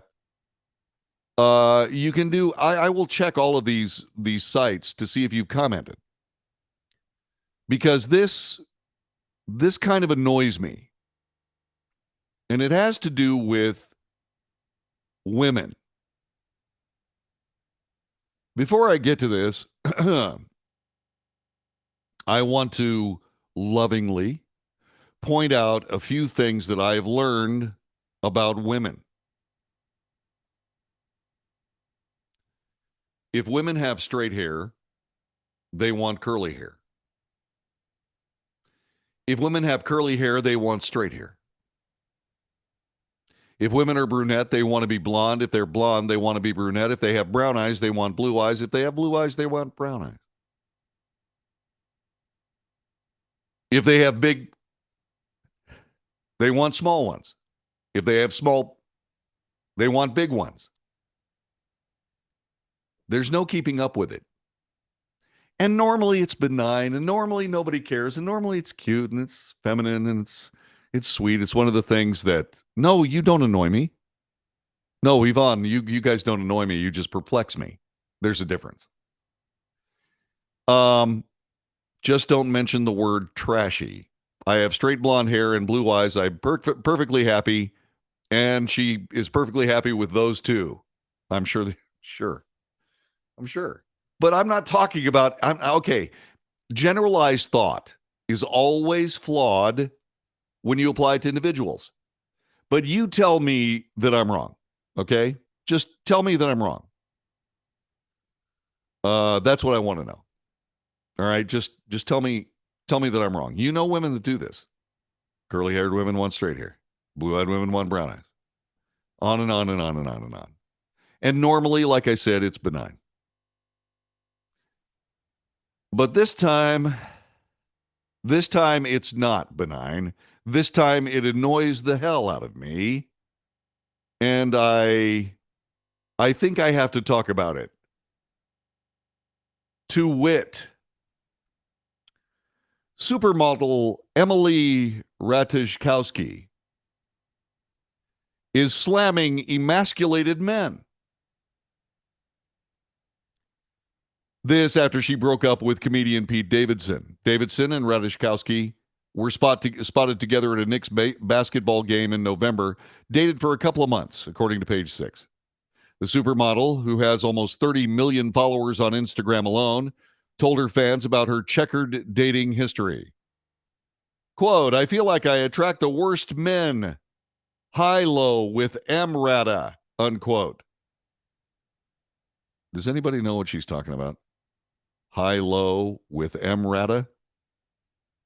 Can you explain that to me? As a matter of fact, while I'm doing this, I'm just going to copy it, and I'm going to put it into Stars 21 translator and see just exactly what this means.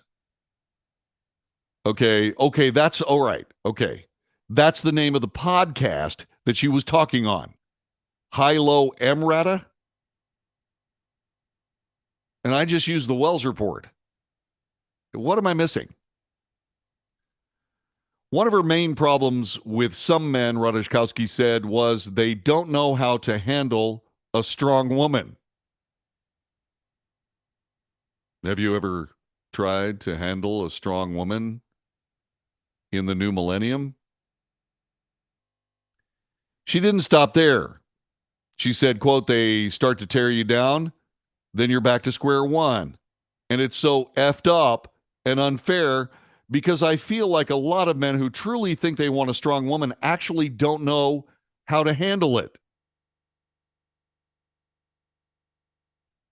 You know, there's a big difference between an alpha woman and there just is. Which of those two do you think Emily Ratajkowski is? Just saying. Men who claim they want to date a strong woman, Ratajkowski said, don't understand what it means for their own identity. On the other hand, the London-born supermodel said she didn't want a man who was overly confident either.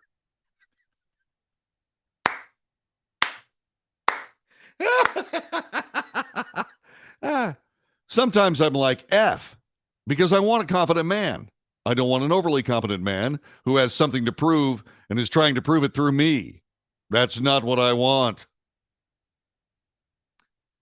The model had previously gone through a highly publicized breakup with producer Sebastian Bear McClard on January 2022. The two got married in 2018 after only a few weeks of dating. Ratajkowski said that some men were changed by being in a relationship with her. I bet. Slowly, they get emasculated. They don't know what to do with those feelings, and then they resent you.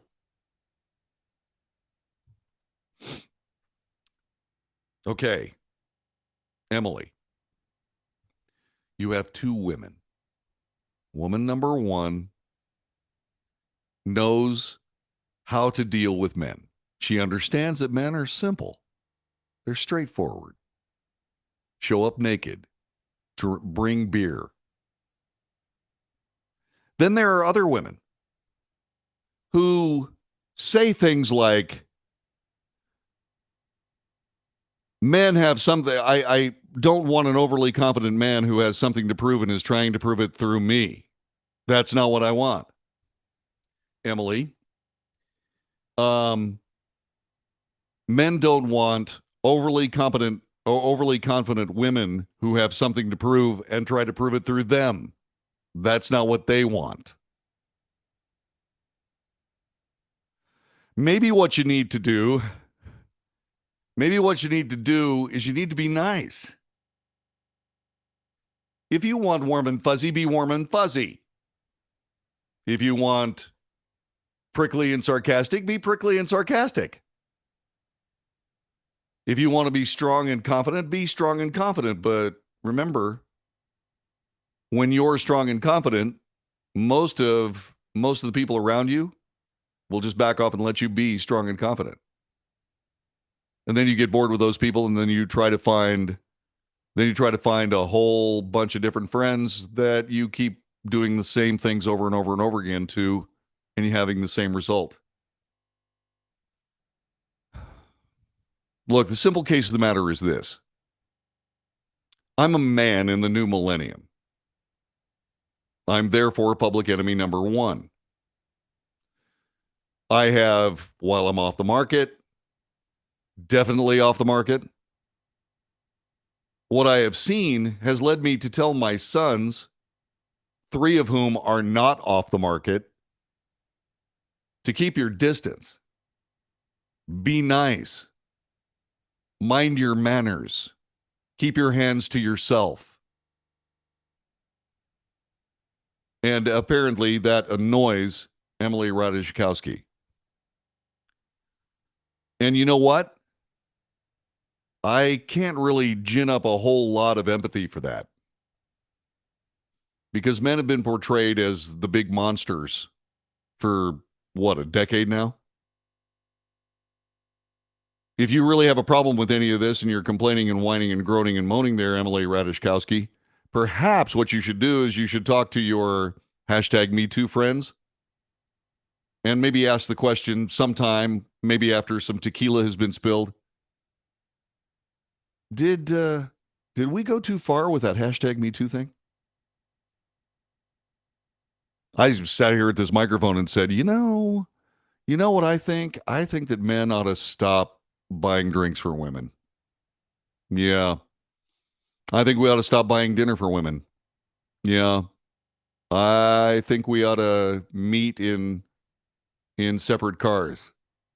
If I was on the dating scene, I don't think that I would date. I think that what I would do is I just hang. I just hang. And if some woman came up to me and said, "Hi, how are you?" I'd go, "Fine. How are you?" "Oh, great. What are you doing?" "Just having a fine time." "How are you?" I mean, I would be vacuous. My son, Colton is 6'3". He's blonde. He's blue-eyed. He's square-jawed handsome. I have to have a conversation with Susan about, well, never mind. Anyway, because he's so much better looking than me. I just like, anyway, so this young man doesn't date. And I asked him. And I said, why are you not dating? He goes, because the women that I know are insane. And then he rapidly changes the subject. By the way, Randy says, what you were talking about with women who have certain things want other things? Fat guys want six-packs. Well, yeah. But tell me something. Do guys with six-packs want to be fat guys? The answer is no. Listen to the tune Chicks Dig It by Chris Cagle. It's about guys who wreck themselves playing sports rodeo motorcycle chicks. Dig it. Do I have to? So yeah, so what ends up happening is that Emily Ratajkowski, essentially turns her men into her girlfriends and then gets frustrated that she's done so.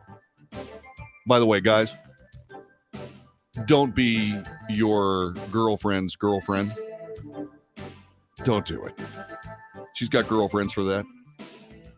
Be your boyfriend. Mind your manners. Keep your hands to yourself. Be nice. And I'm serious about that, especially if you're in management, because if you're not, your career is about to get thrown into a ravine. Welcome to #MeToo. This is the Wells Report. We'll be back with more in just a moment.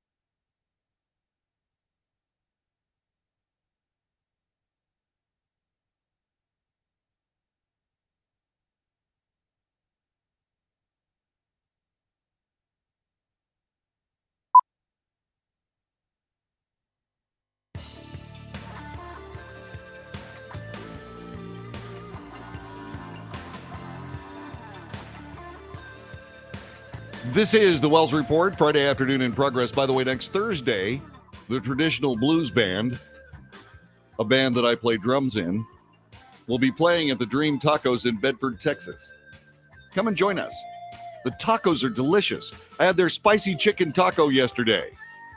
Golly, it was good. No, it was really good.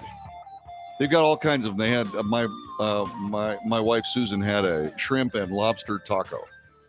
Yeah. I won't be eating one of those because I don't eat seafood.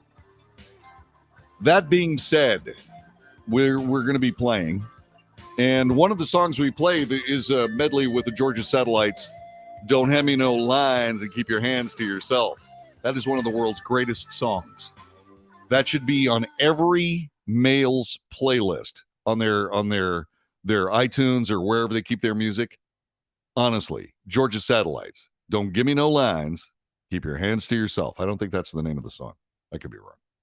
As a matter of fact, I don't really have to download it because we play it in the band, but I'm going to download it right after the show.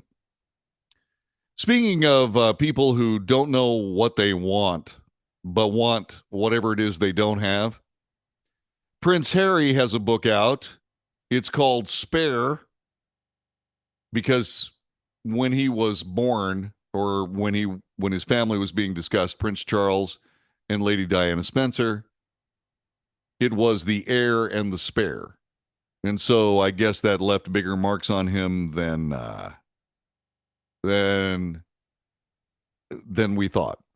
Anyway, so he writes this book called Spare. And after trashing the royal family with his wife, Meghan Markle, and all of those, and all these things, I mean, it's just awful what they've said about the royal family. Let me give you an example. Meghan Markle said she wasn't treated like a black woman until she went to the British Isles, where it was made an issue. I'm sorry. She was made in Canoga. She was born in Canoga Park, California. Canoga Park, California is in the United States of America. The United States of America is the most racist nation in the history of the human endeavor. Just ask anybody in politics. How could she possibly say something like that? I wasn't treated like a black woman until she went to Great Britain, where it was made an issue. Okay. Anyway, that being said, her husband, Prince Harry, soon to be good old Harry, because if he thinks the King of England is going to put up with this kind of garbage, he's wrong. So guys who are born into outrageously gigantic wealth, royalty, privilege, all of these things, they just want to run an AutoZone in Canoga Park, California. I wonder how long you're going to be able to keep Meghan Markle if you lose all of your royal titles, Mr. Earl of Sussex. He's just going to be good old Harry down at the AutoZone here pretty soon. So he's written this book, and according to the British newspaper, the Daily Telegraph, which said it obtained a copy of the Spanish version of the book, my number is 25. It's not a number that fills with satisfaction, but nor does it embarrass me. He writes, describing the number of Taliban insurgents he killed, referring to them as chess pieces to be taken off the board. Yeah, he's taken criticism from British security and military figures, an angry rebuke from the Taliban after claiming that he killed 25 of the insurgent group's fighters while serving for the British Army in Afghanistan. CNN has not seen the copy of a book, or have not seen a copy of the book, but requested an advance copy from the publisher Penguin Random House. A number of UK media outlets obtained Spanish language copies on Thursday and quoted excerpts. The prince's comments prompted a sharp backlash from members of the military community, with leading figures saying that it could jeopardize the safety, or his safety, and give the British Army a bad reputation. The UK's former national security advisor, Kim Derrick, who was the British ambassador to the United Nations from 2016 to 2019, told Sky News he would have advised Harry against making the statements. Colonel Richard Kemp, a retired British Army officer, told the network they tarnished his reputation and unjustly painted the British Army in a negative light. His suggestion that he killed 25 people will have re-incited those people who wish him harm. Let's hope they don't succeed, and I'm sure he's got pretty good security, but that's one problem. The other problem I found with his comments was that he characterized the British Army basically as having trained him and others to see the enemy as less than human, just as chess pieces on a board to be wiped off, which is not the case. It's the opposite of the case. The ruling Taliban, which returned to power courtesy of Joe Biden in 2021 after 2 decades and is again pursuing a brutal crackdown against women's rights, responded angrily to Harry's comments. Mr. Harry, the ones you killed were not chess pieces. They were humans. They had families who were waiting for their return. This according to Anas Haqqani. He works as an acting advisor to the Minister of the Interior and is the son of the founder of the Haqqani Network, Jalaluddin Haqqani. Among the killers of Afghans, not many have your decency to reveal their conscience and confess their war crimes. Yeah. They're not chess pieces, they're human beings. It's not like they're women wearing the wrong clothes that we shoot in the head on the corner. Harry, never pass up a good opportunity to shut up. This is the Wells Report. Hope you've enjoyed it. See you Monday.